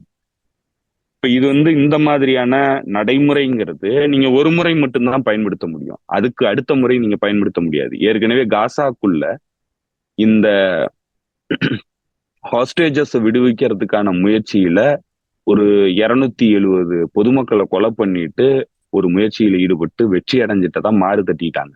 அதுக்கப்புறம் அந்த நடைமுறையை உங்களால பயன்படுத்த முடியல, இதுவரைக்கும் பயன்படுத்த முடியல. ஏன்னா இப்போ கசாம் பிரிகேடு, ஹமாஸ் சொல்லிட்டாங்க, அது மாதிரி காப்பாத்துற மாதிரியான சூழ்நிலை வந்துச்சுன்னா ஹாஸ்டேஜஸ கொன்னுடுவோம் நாங்க அப்படின்ட்டாங்க. ஸோ இப்ப இதுதான் வந்து அவங்களுடைய முடிவு. அப்ப இதுக்கு மேல வந்து ஒரு முறை பயன்படுத்தின இந்த கருவியை மறுபடியும் பயன்படுத்த முடியாது. அப்ப இதனாலதான் ஹெஸ்புல்லா கடந்த தாக்குதலின் போது தன்னுடைய சாபிஸ்டிகேட்டட் வெப்பன்கள் எதையுமே பயன்படுத்தல, பழமையான வெப்பன்களை பயன்படுத்தினுச்சு, ட்ரோன்களை பயன்படுத்தினுச்சு. ஏன்னா தான் பயன்படுத்தினா அது எதிரியோடைய கண்காணிப்புக்கு வந்துடும், அதற்கு மேல அந்த கருவிக்கு மரியாதை கிடையாது, அதை பயன்படுத்த முடியாது. அதை பயன்படுத்தணும்னா அவன் வந்து எதிரி வந்து அதுக்கு தகுந்த கருவிகளை வந்து வடிவமைச்சிருவான் அப்படிங்கிறது தான் அதனுடைய நோக்கம். அதனாலதான் இப்ப இந்த அதாவது கத்திய வந்து உரைக்குள்ளேயே வச்சிருக்கணும். கத்திய வெளியில எடுத்துட்டீங்கன்னா வெட்டிடணும், இல்லைன்னா வந்து அதுக்கு பயன் இல்லை. ஸோ அந்த இடத்துலதான் இன்னைக்கு இஸ்ரேலுங்கிறது இவ்வளவு ஒரு ப்ரீமெச்சூர் ஸ்டேஜ்ல இந்த கருவியை வந்து பயன்படுத்திருச்சு. அதுவும் இன்னும் குறிப்பா சொல்ல போனா ஒரு நாட்டுக்கு எதிராக பயன்படுத்தி இருந்தா கூட வந்து இது வந்து ரொம்ப ஒரு கிளவரான முயற்சி, கிரியேட்டிவான முயற்சின்னு நம்ம சொல்லலாம். ஒரு நான் ஸ்டேட் ஆக்டருக்கு எதிராக பயன்படுத்திருச்சு. அதனால இதனுடைய ஒட்டுமொத்த வேல்யூவுமே வந்து இந்த நாடு வந்து இழந்துருச்சு. இப்போ இந்த கருவிகள் வந்து ரொம்ப தொழில்நுட்ப ரீதியா வந்து பவர்ஃபுல்லானதா இருக்கலாம். ஆனா அதை எங்க பயன்படுத்தணும், எப்ப பயன்படுத்தணுங்கிறது ரொம்ப ரொம்ப முக்கியமானது. அவ்வளவு ரிஸ்க் இருக்கிறது. அந்த ரிஸ்க வந்து இவ்வளவு ஒரு ஒரு சர்வசாதாரணமா வந்து அந்த ரிஸ்க் அவங்க எடுத்துட்டாங்க. அதையே வந்து இன்னைக்கு அவங்களுடைய ஸ்ட்ரென்த்தா காமிச்சுக்கிட்டு நெகோசியேஷன்ல வந்து இன்னைக்கு அமெரிக்காவுக்கு அவங்க மறுபடியும் ஒரு ப்ரொபோசல் கொடுத்திருக்கிறதா சொல்றாங்க. ஹமாஸ் கிட்ட கொடுக்கறதுக்காக ஒரு ப்ரொபோசல் கொடுத்திருக்காங்க. அதுல என்ன சொல்றாங்கன்னா, ஹமாஸ் வந்து உடனடியா ஹாஸ்டேஜுகளை, ஒட்டுமொத்த ஹாஸ்டேஜுகளை உடனடியா ஒரே டேர்ம்ல வந்து வெளியில விட்டுறணும். அப்படி விட்டாங்கன்னா அந்த லீடர்ஷிப்ல இருந்து, அதாவது யஹ்யா சின்வர்ல இருந்து முக்கியமான உறுப்பினர்கள் யாரெல்லாம் வெளியேறணும்னு நினைக்கிறாங்களோ அவங்க எல்லாம் எகிப்துக்கு வெளியேறதுக்கு நாங்க உத்தரவாதம் கொடுக்குறோம் அப்படின்னு சொல்றாங்க. இன்னொரு பக்கம் ஹெஸ்புல்லாவுக்கு எதிராக, ஹெஸ்புல்லாவுக்காக வந்து ஹாஸ்டைன் அப்படிங்கிற ஒரு அந்த இஸ்ரேல்காரரு, அவர் அமெரிக்காவில் இன்னைக்கு குடியுரிமை வாங்கிக்கிட்டு அமெரிக்காவுடைய மீடியேட்டரா வந்து அங்க பேசிட்டு இருக்கிறாரு. அவர்கிட்ட வந்து ஒரு ப்ரொபோசல் கொடுத்திருக்கிறதா சொல்றாங்க. ஹெஸ்புல்லா உடனடியா லிட்டானி ரிவரை விட்டு வெளியில போயிடணும், அந்த பக்கம் போயிடணும், பஃபர் ஜோனை உருவாக்கணும். நார்த்ல வந்து இஸ்ரேலுடைய வடக்கு பகுதியில் மக்கள் குடியிருப்புகள்ங்கிறது பாதிப்புக்குள்ளாதாகாத அளவுக்கு ஹெஸ்புல்லா வந்து உத்தரவாதம் கொடுக்கணும். அப்படி உத்தரவாதம் கொடுத்ததுன்னா அவங்க மீது போர் தொடுக்கிறத நாங்க ஸ்டாப் பண்ணுவோம் அப்படின்னு சொல்றாங்க. இப்ப இதெல்லாம் வந்து அரகன்ஸோட உச்சம், ஆணவத்தினுடைய உச்சம். ஏன்னா இவ்வளவு ஒரு முட்டாள்தனமான விஷயங்களை நீங்க பண்ணிட்டு இதையே வந்து உங்களுடைய ஸ்ட்ரென்த்தா காட்டி நீங்க மிரட்டி பணிய வைக்க முடியும் அப்படின்னு நினைக்கிறீங்கன்னா உங்களை காப்பாத்துறதுக்கு யாருமே கிடையாது. உங்களுடைய அழிவை வந்து நீங்களே தேடிக்கிறீங்க. சூசைடல் பாத்துல நீங்க வந்து டிராவல் பண்ண ஆரம்பிச்சு கிட்டத்தட்ட 11 மாசம் ஆச்சு. கம்ப்ளீட் சூசைடல் பாத்துல இந்த நாடு வந்து டிராவல் பண்ணுது. இந்த நாடு தொடர்ந்து இயங்குறதுக்கான எல்லா விதமான லெஜிட்டிமசியும் வந்து நாளுக்கு நாள் இழந்துகிட்டே வருது. சர்வதேச அரங்கத்துல தனிமைப்படுத்தப்படக்கூடிய ஒரு நாடா இருக்கு. இன்னைக்கு அமெரிக்கா, மேற்குலக நாடுகள்ங்கிற அந்த அயோக்கிய பசங்க காப்பாத்துறதுனாலதான் இந்த நாடு வந்து இன்னையும் சர்வைவ் பண்ணுது. இல்லைன்னா இந்த நாட்டால சர்வைவ் பண்ண முடியாது. அவ்வளோ கேவலமான நடவடிக்கைகள் எல்லாத்தையுமே பண்ணுது, முட்டாள்தனமான எல்லா நடவடிக்கைகளையும் பண்ணுது. சோ இப்ப இதுதான் வந்து இந்த இந்த தாக்குதல் மூலமா வந்து இடம்பெற்றிருக்கு. இதே வந்து போர் ரீதியான வெற்றியில இது என்ன மாதிரியான விளைவுகளை ஏற்படுத்தும், இது என்ன மாதிரி இப்ப ஏன்னா இவங்க வந்து அரகன்ஸ்ல இருக்காங்க, ஆணவத்தினுடைய உச்சத்துல இருந்து இந்த ஆஃபர்ஸ் வந்து கொடுக்குறாங்க, டிக்டேட் பண்றாங்க. ஹெஸ்புல்லா வந்து நீ ஓடி போயிரு, உன் மேல போர் தொடுக்க மாட்டாங்கிறாங்க. ஹமாஸ வந்து நீ ஊரை விட்டு தப்பிச்சு ஓடிரு, என் ஹாஸ்டேஜஸ் எல்லாம் விட்டுட்டு உன் மேல வந்து நாங்க எந்த நடவடிக்கையும் எடுக்க மாட்டாங்க. 11 மாசம் இந்த ஹமாஸ் கிட்ட போய் அடி வாங்கிட்டு வந்தாங்க. இன்னைய வரைக்கும் அவங்களால வெற்றி அடைய முடியல. ராணுவ ரீதியான வெற்றிங்கிறது சுத்தமாவே கிடையாது. இன்னும் சொல்ல போனா போன வாரத்துல அல்கசாம் பிரிகேடினுடைய செய்தி தொடர்பாளர் அபு பைதா பேசும்போது சொல்றாரு, இந்த போர் ஆரம்பிக்கும் போது ஹமாஸ் அல்கசாம் பிரிகேடினுடைய உறுப்பினர்களை விட இன்னைக்கு அல்கசாம் பிரிகேடினுடைய உறுப்பினர்கள் அதிகமாயிட்டாங்க அப்படின்றாரு. சோ அதனால கம்ப்ளீட் ஃபெயிலியர். காசாக்குள்ள வெற்றி அடைய முடியல. காசாக்குள்ள இன்னும் பல விஷயங்கள் சொல்லியிருக்கிறாரு. இன்னும் ஒரு வருஷத்துக்கு போர் நடத்துறதுக்கான எல்லா விஷயங்களும் எங்கள்கிட்ட இருக்கு அப்படின்னு சொல்லியிருக்கிறாரு. அவரு இதெல்லாம் யாருக்கு சொல்றாருன்னா ஆக்சஸ் ஆஃப் ரெசிஸ்டன்ஸ்ல இருக்கிற மற்ற அமைப்புகளுக்கு சொல்றாரு. அதனால நீங்க எதுவும் பயப்பட வேணாம், நாங்க இன்னும் ஒரு வருஷம் சண்டை போடுவோம், எங்கள்கிட்ட அவ்வளோ ஆயுதங்கள் இருக்கு, எங்களுடைய ஆயுத குவியல் வந்து இன்னும் குறையவே இல்லை, ஆயுதங்கள் கம்ப்ளீட்டா நாங்க வச்சிருக்கோம், எங்களுடைய டனல் நெட்வொர்க் அப்படியே இருக்கு, வீரர்கள் எண்ணிக்கை அதிகமாயிடுச்சு, அதனால இன்னும் ஒரு வருஷம் இந்த போர் நடக்கட்டும், இந்த வார் ஆஃப் அட்ரிஷன்ங்கிறது இன்னும் ஒரு வருஷம் போனுச்சுனாலே எங்களுக்கு எந்த கவலையும் கிடையாது, எங்களை பத்தி நீங்க கவலையே பட வேண்டாம் அப்படின்னு சொல்லி ஆக்சஸ் ஆஃப் ரெசிஸ்டன்ஸ் உடைய மற்ற அமைப்புகளுக்கு அவங்க சொல்றாங்க, நீங்க வார் ஆஃப் அட்ரிஷனை தொடர்ந்து நடத்துங்க அப்படின்னு. சோ இப்படி தோல்வி அடைஞ்சுக்கிட்டு இருக்கிற ஒரு நாடு சர்வதேச அரங்குல இனப்படுகொலைக்கான விசாரணை எதிர்கொண்டுகிட்டு இருக்கு. நேத்து யுனைடெட் நேஷன்ஸினுடைய பொதுச்சபை பொதுச்சபை வந்து தீர்மானம் நிறைவேற்றிருச்சு. காசா வெஸ்ட் பேங்க்ங்கிறது ஆக்குபை செய்யப்பட்ட பகுதி. அந்த பகுதியிலிருந்து இஸ்ரேல் இன்னும் ஒரு வருஷத்துக்குள்ள கம்ப்ளீட்டா வெளியேறிடணும் அப்படின்னு சொல்லி நேற்று தீர்மானம் நிறைவேற்றப்பட்டிருக்கு. இப்படி சர்வதேச அளவுல ஆஹ் அரசியல் ரீதியான கம்ப்ளீட் தோல்வி அடைஞ்சுக்கிட்டு இருக்கு. பொருளாதார ரீதியா யமன் அன்சார் அமைப்பு இந்த தடுப்பு நடவடிக்கையில் ஈடுபட்டது. போர் நடத்துறதுக்கு ஒரு நாளைக்கு வந்து 200 சொச்சம் மில்லியன் டாலர்ஸ் வந்து செலவு பண்ணிக்கிட்டு இருக்கு. வேலை வாய்ப்புகள் கிடையாது. வேலை வாய்ப்புல இருந்த தொழில் நடத்திக்கிட்டு இருந்த ஆண்டர்பிரினர்ஷிப்ல இருந்த எல்லாரும் இன்னைக்கு போர் வீரர்களா வந்து நின்றுட்டு இருக்கிறாங்க. போரை வந்து அவங்களால தொடர முடியல. ஐடிஎஃப்க்கும் நெத்தன்யாகுக்கும் டக் ஆஃப் வார் நடக்குது. அவங்க போருக்கு போக முடியாது, மோரலே எங்கள்கிட்ட கிடையாது அப்படிங்கிறாங்க. இப்படி இருக்கிற ஒரு நாடு இன்னைக்கு அரகன்ஸ்ல பேசுது. என்னன்னா இந்த 2 நாள்ல நடந்த இந்த சம்பவங்களை வச்சுக்கிட்டு இந்த கேயோட்டிக் சுச்சுவேஷனை வந்து தனக்கு சாதகமா பயன்படுத்திட்டு இதையே எதிரிகளுக்கு மிகப்பெரிய வீக்னஸா வச்சுக்கிட்டு இன்னைக்கு அது அரகன்ஸ்ல பேசுது. இந்த அரகன்ஸுங்கிறது மிக மிக முட்டாள்தனமான ஒரு அரகன்ஸ். இது மிகப்பெரிய விலையை கொடுக்க வேண்டிய அரகன்ஸ். ஸோ அதுதான் இன்னைக்கு இருக்கிற கள சூழல். இது என்ன மாதிரியான பாதிப்பை ஏற்படுத்தும் ஹெஸ்புல்லாவுக்கு? இதுல போர்ல வந்து இது ஏதாவது வெற்றியை வந்து கொடுக்க முடியுமா அப்படின்னா, இன்னைக்கு ஈவினிங் இந்த சம்பவம்லாம் இடம்பெற்று இன்னைக்கு சாயந்தரம், இன்னைக்கு மத்தியானத்துல இருந்து கடுமையான தாக்குதல் இஸ்ரேல் ராணுவத்தின் மீது நடத்தப்பட்டிருக்கு. 2 பேரும் என்னமோ வந்து உயிரிழப்பு ஏற்பட்டிருக்கு. இஸ்ரேல் தரப்புக்கு 10-15க்கும் மேற்பட்டவர்கள் காயமடைஞ்சிருக்காங்க. கடுமையான பாதிப்புகளை அடைஞ்சிருக்கிறதா சொல்றாங்க. ஹெஸ்புல்லா நடத்தின தாக்குதல்ல மிசைல் தாக்குதல் நடத்தியிருக்கு. தாக்குதல் வந்து தொடருது. தாக்குதலை அவங்களால நிறுத்த முடியல. இன்னும் சொல்ல போனா இதுல ஒட்டுமொத்தமா வந்து ஒரு 3000ல இருந்து ஒரு 4000 பேர் வந்து இதுல பாதிக்கப்பட்டிருக்காங்க. ஹெஸ்புல்லாவினுடைய கேடர்ஸ் மத்தியில மிக முக்கியமான கேடர்ஸ் ஒட்டுமொத்தமா ஹெஸ்புல்லாவுக்கு இருக்கிற படை வீரர்களின் எண்ணிக்கை 1.5 லட்சம் பேர். 1.5 லட்சம் பேர்ல ஒரு 3000 பேரை வந்து நீங்க காயப்படுத்திட்டேன்னா அந்த அமைப்பை உன்னால தடுத்து நிறுத்த முடியுமா? இல்ல இந்த கம்யூனிகேஷன் டிவைஸ் அவங்க வச்சிருக்கிறத வந்து இந்த மாதிரி பாதிப்புள்ளாகிட்டா இதை வந்து ரீப்ளேஸ் பண்றதுங்கிறது எவ்வளவு நேரம் ஆகும்? ஈரான் வந்து இன்னைக்கே வந்து ரீப்ளேஸ்மெண்ட் கொடுத்துருக்கோம்.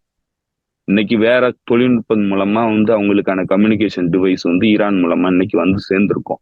ஸோ அதனால ஹெஸ்புல்லாங்கிறது நேத்திக்கு நடந்த இந்த சம்பவத்தினால எந்த விதமான கம்யூனிகேஷன் கேப்பும் இல்லாத அளவுக்கு தன்னை தகவமைச்சிருக்கும் இந்நேரம். அதனால இது எந்த வகையான மாற்றத்தையும் ஏற்படுத்த போறதில்லை. இது குளோபலி இஸ்ரேல் இழந்து போன ஒரு இமேஜ், மொசாதுங்கிறது இழந்து போல இமேஜை மீண்டும் உருவாக்குறதுக்கான ஒரு நடவடிக்கையில மிகப்பெரிய ரிஸ்க் எடுத்திருக்கு. தன்னுடைய சூசைடல் பாத்தை வந்து சூஸ் பண்ணி அது இந்த ரிஸ்க் எடுத்திருக்கு. தனக்கான சவக்கூலியை தோண்டியிருக்கு. அதை தவிர மிலிட்டரி ரீதியா இதுல எந்த விதமான மாற்றமும் ஏற்பட போறது இல்லை. நேத்து முந்தா நாத்து என்ன இருந்ததோ, 4 நாளைக்கு முன்னாடி என்ன இருந்ததோ அதே நிலை தான் இன்னமும் இருக்கு. இஸ்ரேலால இந்த போர்ல வந்து ஒரு காலத்திலையும் வெற்றி அடைய முடியாது. காசாக்குள்ளயும் வெற்றி அடைய முடியாது. வெஸ்ட் பேங்குக்குள்ளயும் அதனால வெற்றி அடைய முடியாது. லெபனானுக்குள்ள போறதுங்கிறது தன்னுடைய சவக்கூலியை தோண்டி வச்சுட்டு போறதுதான். வேற எந்த விதமான அவுட்கம் அதுல கிடைக்க போறது இல்ல. கம்ப்ளீட்டான தோல்வி அடைய போகுது. இன்னைக்கு ஹசன் நஸ்ரல்லா, அதாவது ஹெஸ்புல்லாவினுடைய ஜெனரல் செக்ரட்டரி ஹசன் நஸ்ரல்லா பேசும்போது கிட்டத்தட்ட இதைத்தான் சொல்லியிருக்கிறாரு. இந்த தருணத்துக்காகத்தான் நாங்க வெயிட் பண்ணிட்டு இருந்தோம், வாங்க அப்படிங்கிறாரு. இப்ப இன்னைக்கு அவங்களுடைய வார் கேபினட் மூலமா வந்து இன்னைக்கு கலாண்ட் பேசியிருக்கிறாரு. பாதுகாப்புத்துறை அமைச்சர் கலாண்ட் பேசியிருக்கிறாரு. வடக்கு பகுதியில இருந்து வெளியேற்றப்பட்ட குடியேறிகள், இந்த செட்டிலர்ஸ், அவங்க வெளியேற்றப்பட்டவர்கள் பாதுகாப்பா மீண்டும் அந்த பகுதியில குடியேற்றறதுக்கான போருங்கிறது ஆரம்பிக்கும். அவங்கள மீண்டும் நாங்க சேஃபா இந்த பகுதியில குடியேற்றுவோம் அப்படிங்கிறத சொல்லியிருக்கிறாரு. இதுக்கு அவர் சேலஞ்ச் பண்ணியிருக்கிறாரு ஹசன் நஸ்ரல்லா. அந்த சேலஞ்சை நாங்க ஏத்துக்கிறோம், நீங்க மீண்டும் வந்து குடியேற்றுங்க அப்படின்றாரு. நீங்க ஒரு காலத்திலயும் குடியேற்ற முடியாது. குடியேற்றுறது மட்டும் இல்ல, நிரந்தரமா அவங்க இந்த பகுதியில இருந்து வெளியேறக்கூடிய நிலைங்கிறது இனிமே இருக்க போகுது. அதனால எந்த காலத்திலயும் உங்களால அவங்கள திருப்பி இந்த பகுதியில குடியேற்ற முடியாது. காசால போர் நின்னு வெஸ்ட் பேங்க்லயும் காசாலையும் போர், இனப்படுகொலை போர் நின்னுச்சுன்னா மட்டும்தான் அவங்க வந்து மீண்டும் அவங்களுடைய இடத்துக்கு திரும்ப வர முடியுமே தவிர வேற எந்த வகையிலயும் அவங்க இனிமே திரும்பி வர முடியாது. இன்னும் சொல்ல போனா நீங்க போர் நடத்தி உள்ளுக்கு வரணுங்கிற இடத்துல வந்து வந்தீங்க, இன்னும் எங்க மக்களுக்கு பாதிப்பை ஏற்படுத்தணுங்கிறத முடிவு பண்ணீங்கன்னா இவங்க நிரந்தரமாவே இந்த பகுதிக்கு வர முடியாது அப்படிங்கிறதையும் சொல்லியிருக்கிறாரு. அதே மாதிரி இப்ப இந்த பேஜர் அட்டாக்கு, இந்த வாக்கி டாக்கி அட்டாக்கு, இதுக்கு பதிலளிச்சு பேசும்போது இது ஒரு மிகப்பெரிய ஹிஸ்புல்லாவுக்கு ஏற்பட்ட மிகப்பெரிய ப்ளோ. ஆனா இந்த ப்ளோவுக்கான பதிலடி இது ரொம்ப சீக்ரெட்டிவா நடந்திருக்கு, ரொம்ப சோபஸ்டிகேட்டடா வந்து இது நடத்தி இருக்கிறாங்க. இதே மாதிரியான பதிலடிங்கிறது எங்களுடைய விருப்பத்தின் பேர்ல எப்ப பண்ணணுமோ அதை நாங்க பண்ணுவோம். அதுக்கு நாங்க வார்த்தைகள் மூலமா பதிலளிக்க விரும்பல, செயல்பாட்டின் மூலமா பதிலளிப்போம் அப்படிங்கிறதையும் சொல்லியிருக்காரு.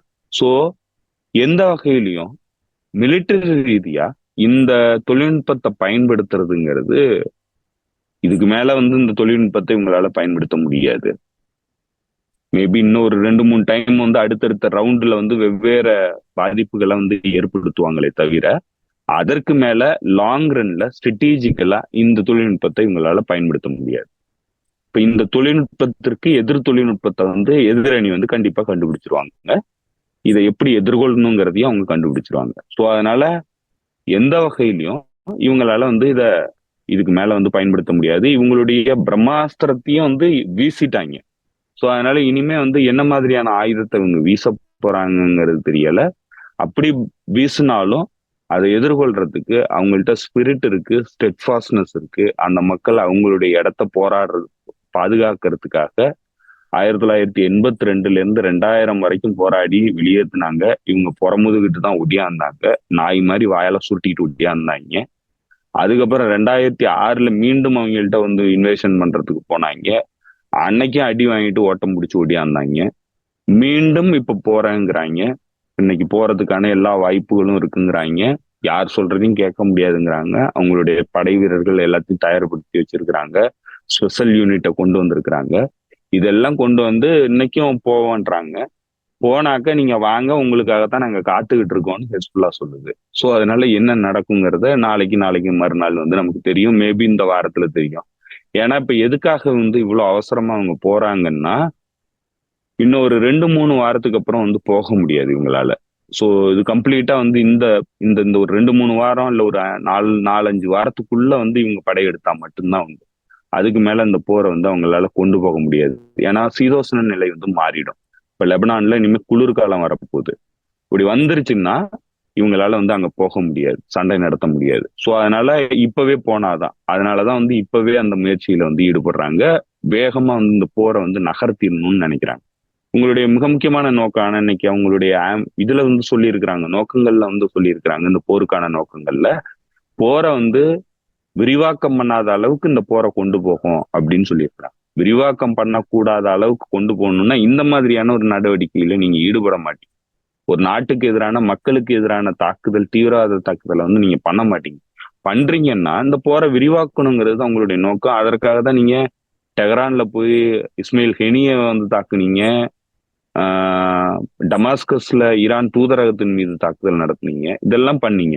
ஸோ அதனால வந்து இது எந்த வகையிலையும் இஸ்ரேலுக்கு இந்த போரை விரிவாக்கம் பண்ணக்கூடாதுங்கிறது எந்த வகையான நோக்கமும் கிடையாது. ஆனா அவங்க அதை தான் சொல்லிக்கிறாங்க இன்னைக்கு. அது நடக்காது. ஆனா அதே நேரத்துல ஆக்சஸ் ஆஃப் ரெசிஸ்டன்ஸ் இந்த போரை விரிவாக்கம் பண்ணக்கூடாதுங்கிறதுல ரொம்ப தெளிவா இருக்காங்க. அதற்காக தான் இன்னைக்கு ஹசன் நஸ்ரல்லா பேசும்போது சொல்லியிருக்கிறாரு, இதற்கான தாக்குதல்ங்கிறது தனியா நடக்கும் அப்படிங்கிறத அவர் தெளிவுபடுத்திட்டார். ஏற்கனவே ஃபாத் சுக்கர் மீதான தாக்குதல், அவருடைய அசாசினேஷனுக்கு எதிரான தாக்குதல்ங்கிறத தனி அக்கௌண்டா ஓபன் பண்ணி அதை தனியா செட்டில் பண்ணாங்க. அதே மாதிரி இதற்கான தனி அக்கௌண்ட்டை இப்போ ஓபன் பண்ணிருக்கு ஹெஸ்புல்லா. இந்த அக்கௌண்ட்டை தனியாவே செட்டில் பண்ணுவோம் அப்படிங்கறத தான் அவங்க சொல்லியிருக்கிறாங்க.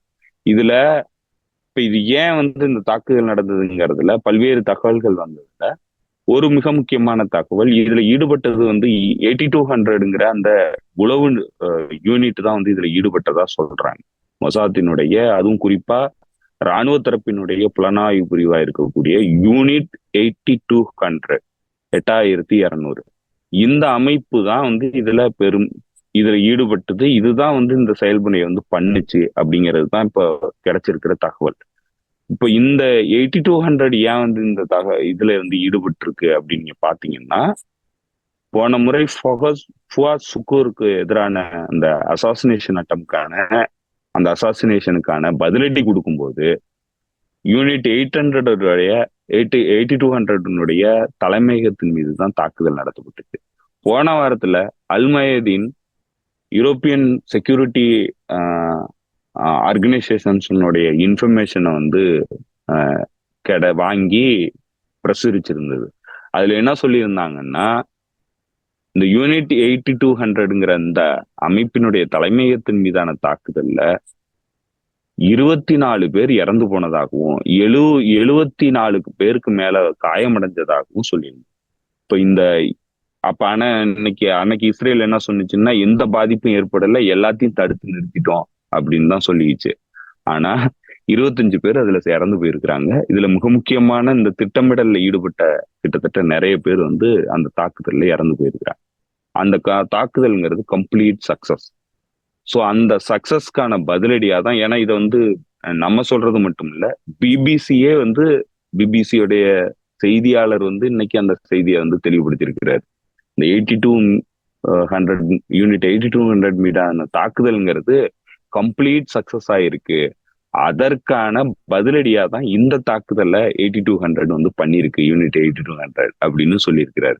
அப்படின்னா இவங்க ஏற்கனவே இவங்களால தடுக்க முடியாத ஒரு பாதிப்பை வந்து இந்த யூனிட் 8200 சந்திச்சிருக்கு. அதுக்கு ரிவெஞ்ச் தான் வந்து இப்ப இந்த மக்கள் மீதான தாக்குதலா இந்த விஷயத்த வந்து பண்ணிருக்கு.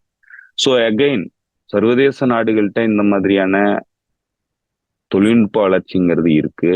எல்லாருக்கும் இந்த மாதிரியான தொழில்நுட்பங்கிறது ஈடுபட்டுக்கிட்டு இருக்காங்க, அட்வான்ஸ் தொழில்நுட்பங்கள் வச்சிருக்கிறாங்க. ஆனா யாருமே ஏன் பயன்படுத்துறது இல்லைன்னா, சர்வதேச விதி இதை அனுமதிக்கல. ட்ரேடு, கன்சியூமர் குட்ஸ் மீதான தாக்குதல்ங்கிறது ஒரு நாட்டினுடைய நம்பகத்தன்மையை கேள்விக்குள்ளாக்கிடும், அவங்களுடைய வர்த்தகத்தை மிகப்பெரிய பாதிப்புக்குள்ளாக்கும், அவங்களுடைய இன்டர்நேஷனல் ஸ்டாண்டிங்க, டிப்ளமேட்டிக் ஸ்டாண்டிங்க மிகப்பெரிய கேள்விக்குள்ளாக்கும், இன்டர்நேஷனல் ரிலேஷனை வந்து மிகப்பெரிய கேள்விக்குள்ளாக்கும். அது மாதிரி ஒரு தாக்குதலை நீங்க நடத்திட்டீங்கன்னா நீங்க இன்டர்நேஷனல் பரையா ஸ்டேட்டா தான் மாறணும் எல்லா துறைகள்லயும். ஸோ அதற்காக தான் எந்த ஸ்டேட்டும் பண்றது இல்லை. அப்ப இந்த ஸ்டேட்டு தான் பண்ணுது, இது அதை நோக்கி தான் நகருது. ஸோ ஐ திங்க் வந்து இப்ப இதுக்கப்புறம் அடுத்த வேவ் ஆஃப் அட்டாக் வந்து நாங்க பண்ணுவோம்னு சொல்லி அவங்க சொல்றாங்க. இப்ப இதை வந்து கிட்டத்தட்ட நாங்க தான் பண்ணோங்கிறத கிட்டத்தட்ட ஏத்துக்கிறாங்க, ஏன்னா இன்டைரக்டா ஏத்துக்கிறாங்க. இன்னைக்கு கெலாண்ட் பேசும்போது சொல்லியிருக்கிறாரு, இதே மாதிரியான அடுத்தடுத்த கட்ட நடவடிக்கைகள்ங்கிறது, ஆபரேஷன்ங்கிறது நடத்தப்படும். கடந்த 48 மணி நேரத்துல நடந்த ஆபரேஷனை விட தீவிரமான ஆபரேஷன்ஸ் அடுத்தடுத்த கட்டத்துல நாங்க நடத்துவோம் அப்படிங்கிறத இன்னைக்கு சொல்லியிருக்கிறார். நேற்று சீஃப் ஆஃப் ஸ்டாஃப், அதாவது ஆர்ம்டு ஐடிஎஃபினுடைய சீஃப் ஆஃப் ஸ்டாஃப், அவர் பேசும்போது, இப்ப நான் பார்த்துக்கிட்டு இருக்கிறதுங்கிறது ஆரம்ப கட்டம் தான், இதற்கு மேல இதை விட தீவிரமான அடுத்தடுத்த விஷயங்கள் வந்து நாங்க பண்ணுவோம், ஆபரேஷன் வந்து பண்ணுவோம், அதெல்லாம் நீங்க யோசிச்சு கூட பார்க்க முடியாது அப்படிங்கிறத சொல்றாரு. ஸோ இதெல்லாம் வந்து அவங்க இன்டைரக்டா நாங்க தான் பண்ணோங்கிறத வெளிப்படையாவே ஏத்துக்கிறாங்க. நேற்று முழுக்க இஸ்ரேல் சொசைட்டி, அந்த சொசைட்டி ஒரு ஜெனசைடல் சொசைட்டி, அந்த சொசைட்டி முழுக்க இதை கொண்டாடி இருக்கிறாங்க. இதுல நேற்றுக்கு உயிரிழப்புகள் ஏற்பட்டதுல முதல் உயிரிழப்புங்கிறது ஒரு 10 வயது பெண் குழந்தை, ஃபாத்திமாங்கிற ஒரு 10 வயது பெண் குழந்தை இறந்து போயிருக்கு. ஒரு பையன், 8 வயசு பையன் வந்து இறந்து போயிருக்கான். ஸோ இதெல்லாம் தான் வந்து அவங்க வந்து போர்ல வந்து போருக்காக பயன்படுத்துற ஆயுதம். இது வந்து தீவிரவாதம். இந்த தீவிரவாத செயல்ல வந்து ஈடுபட்டுட்டு இதை வெளிப்படையா மாறு தட்டிக்கிறாங்க. அந்த சமூகமும் இதை கொண்டாடுது. ரொம்ப ரொம்ப ஒரு மனநிலை பாதிக்கப்பட்ட சமூகமா தான் அந்த சமூகம் இருக்கு, ஒரு சொசைட்டியா தான் இருக்கிறாங்க. ஸோ ஐ திங்க் வந்து நம்ம முக்கியமா பார்க்க வேண்டிய விஷயமே இது ஒரு டெஸ்பரேட்டான முயற்சி. ஒரு ஒரு அழிவை நோக்கி போகக்கூடிய ஒரு அரசாங்கம் இந்த மாதிரியான செயல்பாட்டுல ஈடுபடுறதுக்கு தான் முயற்சிக்கும். அதுலதான் இந்த நாடு வந்து ஈடுபட்டு இருக்கு. இது எந்த வகையான ரேஷனலும் கிடையாது, எந்த விதமான லாங் டைம் ஸ்ட்ராட்டஜியும் கிடையாது. ரொம்ப ரொம்ப பேனிக்கான முடிவுகள் வந்து எடுக்கிறாங்க. ரொம்ப ரொம்ப டெஸ்பரேட்டான முடிவுகள் எடுக்கிறாங்க. அதை இன்னைக்கு சர்வதேச ஊடகங்கள் ஏதோ பெரிய வெற்றியா வந்து இவங்க ப்ரொஜெக்ட் பண்றதுக்கான முயற்சியில் ஈடுபடுறாங்களே தவிர, இது எல்லா வகையிலையும் இந்த நாட்டுக்கு மிகப்பெரிய பாதிப்பு ஏற்படுத்தக்கூடிய நிகழ்வு. இது இந்த நாட்டுக்கு மட்டும் பாதிப்பு ஏற்படுத்தக்கூடியது இல்ல, சர்வதேச சமூகம், மக்கள் மத்தியில மிகப்பெரிய அச்சுறுத்தலை உருவாக்கக்கூடிய ஒரு ஒரு ரிஸ்கான ஒரு விஷயத்த இந்த நாடு பண்ணி சர்வதேச அரங்குல மிகப்பெரிய அச்சுறுத்தலை ஏற்படுத்திருச்சு. இன்னைக்கு மேற்கத்திய நாடுகளினுடைய தொழில்நுட்பங்கள்ங்கிறது மிகப்பெரிய கேள்விக்கு வந்திருக்கு. நம்மளே வந்து யோசிக்க வேண்டிய நிலைக்கு தள்ளப்பட்டுட்டோம். ஏன்னா இனிமே வந்து இவங்களை என்னைக்கு எதை பண்ணுவாங்கன்னு நம்மளால சொல்ல முடியாது. இவங்க நம்ம ஏற்கனவே ஒரு இதுல பேசும்போது சொல்லியிருந்தோம், இவங்க வந்து கன்வென்ஷனல் வார்ஃபேர்ல இவங்களால வெற்றி அடையக்கூடிய சூழ்நிலைங்கிறது இல்ல, கம்ப்ளீட்டா தோல்வி அடைஞ்சுக்கிட்டு இருக்காங்க. எல்லா பக்கத்துலயும் இவங்களுக்கு இருந்த டாமினன்ஸுங்கிறது கம்ப்ளீட்டா கேள்விக்கு வந்திருக்கு. அதனால இவங்க கம்ப்ளீட்டா ஹைபிரிட் வார்ஃபேருக்கு போறாங்க அப்படிங்கிறத நம்ம ஏற்கனவே ஒரு வீடியோல பேசும்போது சொல்லியிருந்தோம். ஸோ அந்த ஹைபிரிட் வார்ஃபேரினுடைய உச்சகட்டம் தான் இன்னைக்கு நேத்து முந்தாநாத்து நடந்த இந்த சைபர் தாக்குதல், தீவிரவாத தாக்குதல். ஸோ இதை தவிர இந்த ஒட்டுமொத்த மேற்கத்திய நாடுகளும் இன்னைக்கு கம்ப்ளீட்டா வந்து தறிகட்டு ஓடிக்கிட்டு இருக்கிறாங்க. அவங்க காலிலேயே அவங்களே வந்து துப்பாக்கியால ஷூட் பண்றாங்க. ஸோ இதுதான் நடக்குது. அவங்களுடைய வர்த்தகத்தை பாதிப்புக்குள்ளாக்குறாங்க, அவங்களுடைய பண பரிவர்த்தனையை பாதிப்புக்குள்ளாக்குறாங்க, டாலர் டாமினன்ஸை கேள்விக்குள்ளாக்கிட்டாங்க. கம்ப்ளீட்டா எல்லாத்தையுமே வந்து கேள்விக்குள்ளாக்குறாங்க. அவங்களுடைய தொழில்நுட்பத்தை கேள்விக்குள்ளாக்குறாங்க. மனித சமூகத்திற்கு தேவையான வளர்ச்சியை நாங்க தான் உருவாக்கணும்னு சொன்னதை எல்லாத்தையுமே இன்னைக்கு கேள்விக்குள்ளாக்கிட்டாங்க. அதுல இந்த இந்த நாடுங்கிறது இதை வந்து சர்வதேச அங்கீகரிக்கக்கூடிய நாடா இது செயல்படல. இது ஒரு அதாவது இந்த நாடு வந்து எக்ஸிஸ்டா இருக்கிறதுக்கு டிசர்வ் பண்ணுதாங்கிறது இன்னைக்கு மிகப்பெரிய கேள்வி. சர்வதேச சமூகத்தின் மத்தியிலும் சரி, மக்கள் மத்தியில இந்த நாடு இருக்கலாமா அப்படிங்கிற ஒரு கேள்விதான் இன்னைக்கு மக்கள் மத்தியில எழுது. அந்த அளவுக்கு அரகன்ஸா இருக்கு, அந்த அளவுக்கு தகாத செயல்களை வந்து செய்யுது. எந்த எத்திக்ஸும் கிடையாது, எந்த மோரலும் கிடையாது, எந்த நியமங்களும் கிடையாது, எந்த சர்வதேச விதிகளும் இந்த நாட்டுக்கு பொருந்தல. இது ஒரு கம்ப்ளீட் டியூமரா தான் இருக்கு. என்ன சொல்ல போனா இது ஒரு கேன்சர் கட்டி மாதிரி தான் இந்த நாடு வந்து, இந்த நாட்டுங்கிறது கம்ப்ளீட்டா சர்வதேச சமூகத்தின் மத்தியில அறியப்படுது. அதை நோக்கிய பயணத்துல இது ரொம்ப வேகமா நகருதுங்கிறது தான் நம்ம ஒட்டுமொத்தமா இந்த சம்பவத்தை பொறுத்தளவுல நம்ம பார்க்கணும் தோழர். ஓகே ஓகே தோழர். இதுல வந்து எனக்கு என்னன்னா, இந்த 5 நாள் நமக்கு லேப்டாப் இல்லை அப்படின்றப்ப அப்புறம் இந்த செய்தியில பார்த்தோம், இன்னைக்கு நம்ம லேப்டாப் வெடிச்சிருமோ ஆன் பண்ண அப்படின்ற அளவுக்கு பயம் வந்துருச்சு. என்ன பண்ணுவாங்க, நம்மளே எப்ப ஃபாலோ பண்ணுவாங்கன்னு தெரியல. உண்மை அதுதான், ஏதாவது அப்படிதான் நிலைமை இருக்கு. இல்ல நான் இன்னொன்னு கேட்கணும்னு நினைச்சேன். பெப்பே எஸ்கோபர் அவர் தான் இருந்தாருன்னு நினைக்கிறேன். ஹெஸ்புல்லா வந்து இந்த விஷயத்துல வந்து எதை எதிர்பார்த்துக்கிட்டு இருந்துச்சோ அந்த இடத்துக்கு வந்து இஸ்ரேலை தள்ளிருச்சு. இஸ்ரேல் வந்து நீங்க சொன்ன மாதிரி கடைசி அஸ்திரத்தை பயன்படுத்திச்சு அப்படின்ற மாதிரி. நானும் அதைத்தான் நேற்று டெலிகிராம்ல கூட எழுதியிருந்தேன். ஏன்னா இவ்வளவு ஒரு சொபஸ்டிகேட்டடா மூளை முடுக்கெல்லாம் லெபனானோட மூளை முடுக்கெல்லாம் கொண்டு போய் ஒன்னு செட் பண்ணி வச்சுட்டீங்க, நீங்க வேணுங்கிறப்ப வெடிக்க வைக்கலாம். அதை முதல் நாளே செஞ்சிடறது அப்படின்றது அது ஒட்டுமொத்தமா வந்து இதுக்கப்புறம் வேற ஒண்ணும் அவங்க கையில இல்ல அப்படின்ற மாதிரி ஏன்னா ஒரு நிலைமைக்கு போயிட்டாங்க. மேபி நீங்க சொல்ற மாதிரி அவங்க ராணுவ துறை செயலாளர்கள்லாம் வச்சு பயமுறுத்தருக்கு வேணா சொல்லலாம். இதை விட இந்த மோசமான இதெல்லாம் எங்கள்கிட்ட இருக்கு, பிளான் எல்லாம் இருக்கு, அதெல்லாம் எக்ஸிக்யூட் பண்ணுவோம் அப்படின்னு சொல்றது பயமுறுத்தலுக்காக கூட இருக்கலாம். இதெல்லாம் ஒரு பக்கம் இருந்தாலும் பெப்பே எஸ்கோபர் ஒரு பாயிண்ட கரெக்டா இது பண்ணி டச் பண்ணியிருந்தாரு.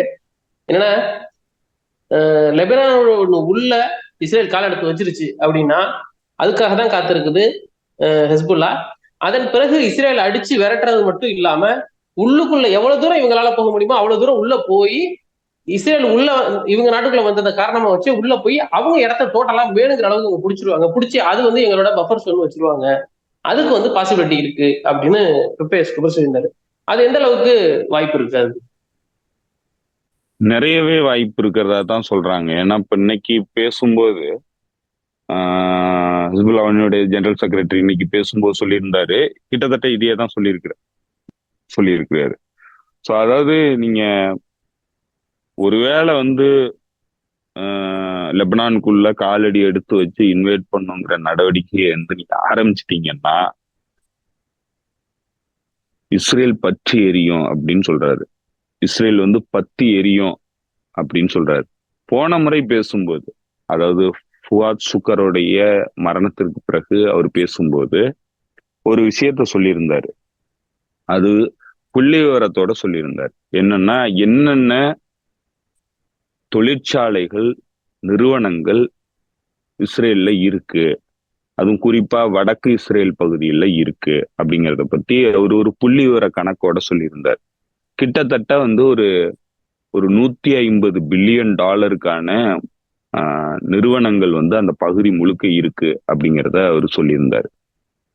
அதெல்லாம் சொல்லிட்டு போருன்னு ஒண்ணு ஆரம்பிச்சதுன்னா நாங்க நினைச்சோம்னா 1 மணி நேரத்துல அந்த எல்லாத்தையும் கம்ப்ளீட்டா முடிச்சிருவோம் அப்படின்னு சொல்லியிருந்தாரு. 1 மணி நேரம் போதும், அரை மணி நேரம் போதும் அப்படின்னு சொல்லி சொடக்கு போட்டு சொல்லியிருந்தாரு.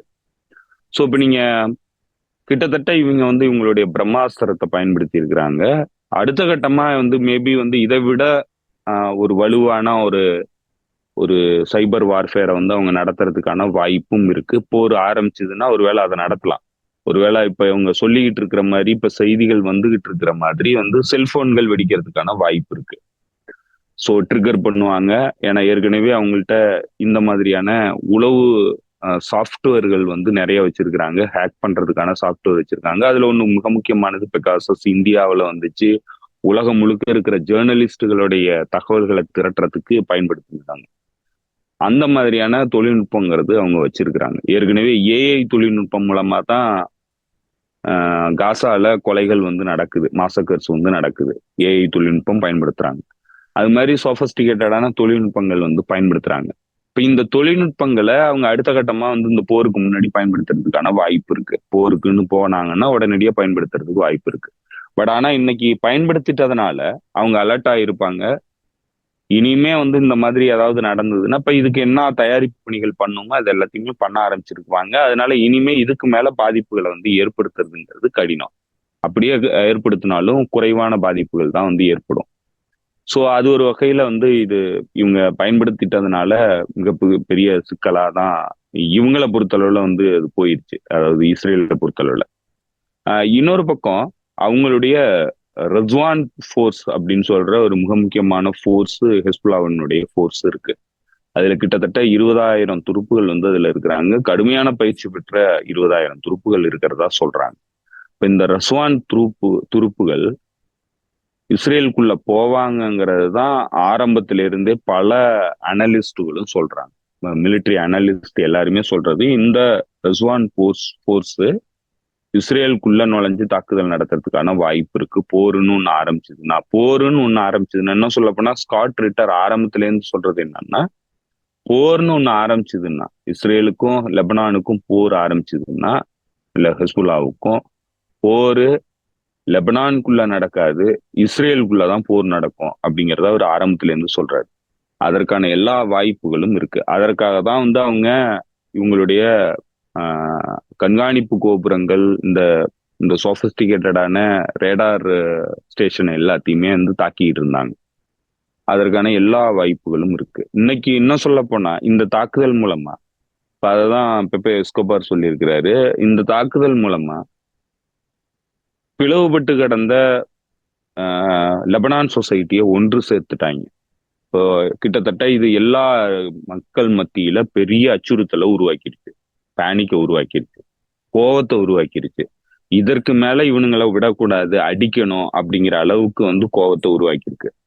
நேற்றுலாம் யூனிஃபிலுடைய வாகனங்கள், இராணுவ வாகனங்கள் வந்து அந்த நாட்டுல இருக்கிற இளைஞர்கள் வந்து கல்லெடுத்து தாக்குற அளவுக்கு நிலைமை வந்து மோசமாயிருக்கு. அந்த அளவுக்கு மக்கள் மத்தியில கோவத்தை உருவாக்கியிருக்கு. ஸோ இந்த யூனிட்டியை வந்து கம்ப்ளீட்டா உருவாக்கி இருக்கிறாங்க. லெபனான் அரசாங்கமே வந்து இன்னைக்கு நேத்து பேசும்போது லெபனானுடைய ஃபாரின் மினிஸ்டர் பேசியிருக்கிறாரு, ஹெஸ்புல்லாவுக்கு எல்லா உரிமையும் இருக்கு.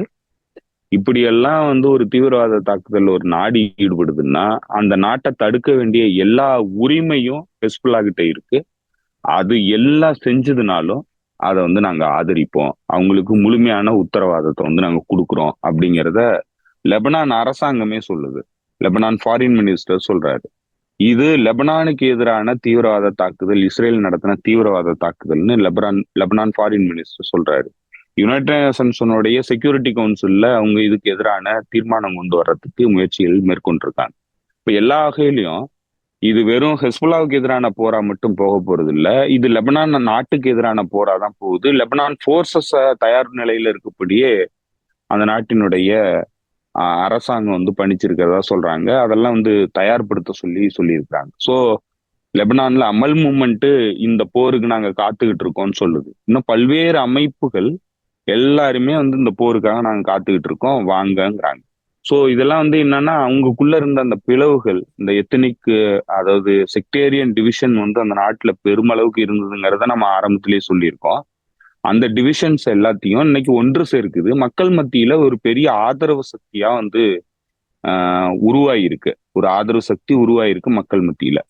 இப்ப இவங்க எல்லாருமே என்ன டிமாண்ட் பண்றாங்கன்னா, அந்த மக்கள் இந்த சம்பவத்திற்கு அப்புறம் மக்கள் மத்தியில என்ன மாதிரியான மனநிலை உருவாயிருக்குன்னா, ஹெஸ்புல்லா உடனடியா போரை நடத்தணும்னு சொல்லி பேசுறாங்க. அந்த அளவுக்கு கோபத்தை உருவாக்கி இருக்கு.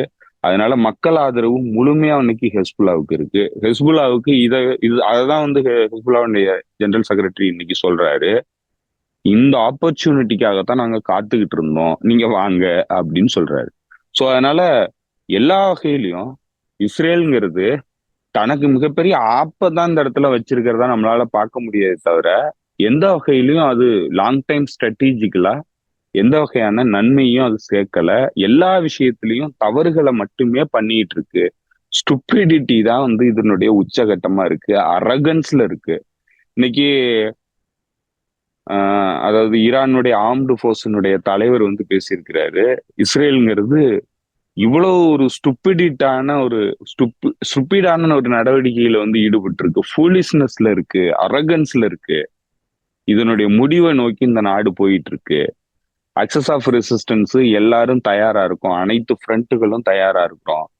இதுதான் இந்த நாட்டினுடைய முடிவுக்கான போரா வந்து நகரப்போகுது அப்படிங்கிறத சொல்றாரு. ஸோ அதனால எல்லா வகையிலையும் அக்சஸ் ஆஃப் ரெசிஸ்டன்ஸ் தரப்பையும் வந்து இது ஒன்று சேர்த்துருச்சு, நல்ல பெரிய அளவுக்கு இதுக்கு தயார் நிலைக்கு கொண்டு வந்துருச்சு.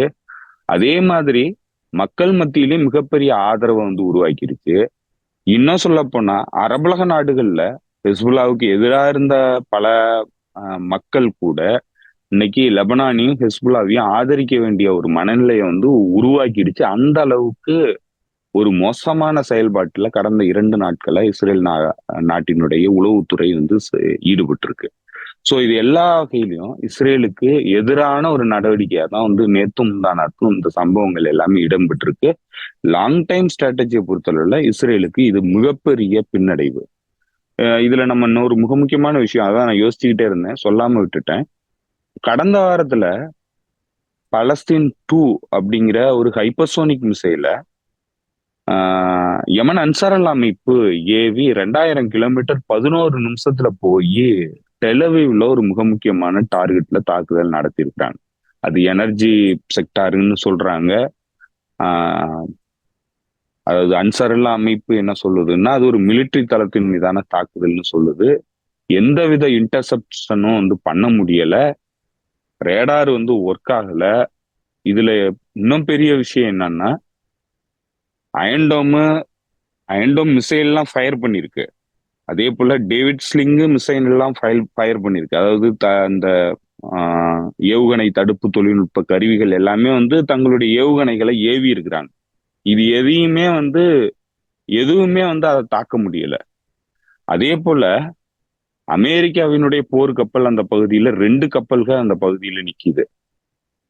பிரான்சினுடைய ஒரு கப்பல் வந்து நிக்குது. அவங்களும் வந்து இந்த ஏவுகணை தடுப்பு தொழில்நுட்ப கருவிகள் வந்து பொருத்தி இருக்கிறாங்க. அவங்களுடைய ஏவுகணைகளாலையும் இதை வந்து தாக்கி அழிக்க முடியல. இவங்க 2000 கிலோமீட்டரை 2050 கிலோமீட்டரை 11 நிமிஷத்துல கடந்து, இதுல இன்னும் பல விஷயங்கள் இதுக்குள்ளேயே பண்ணியிருக்கிறாங்க.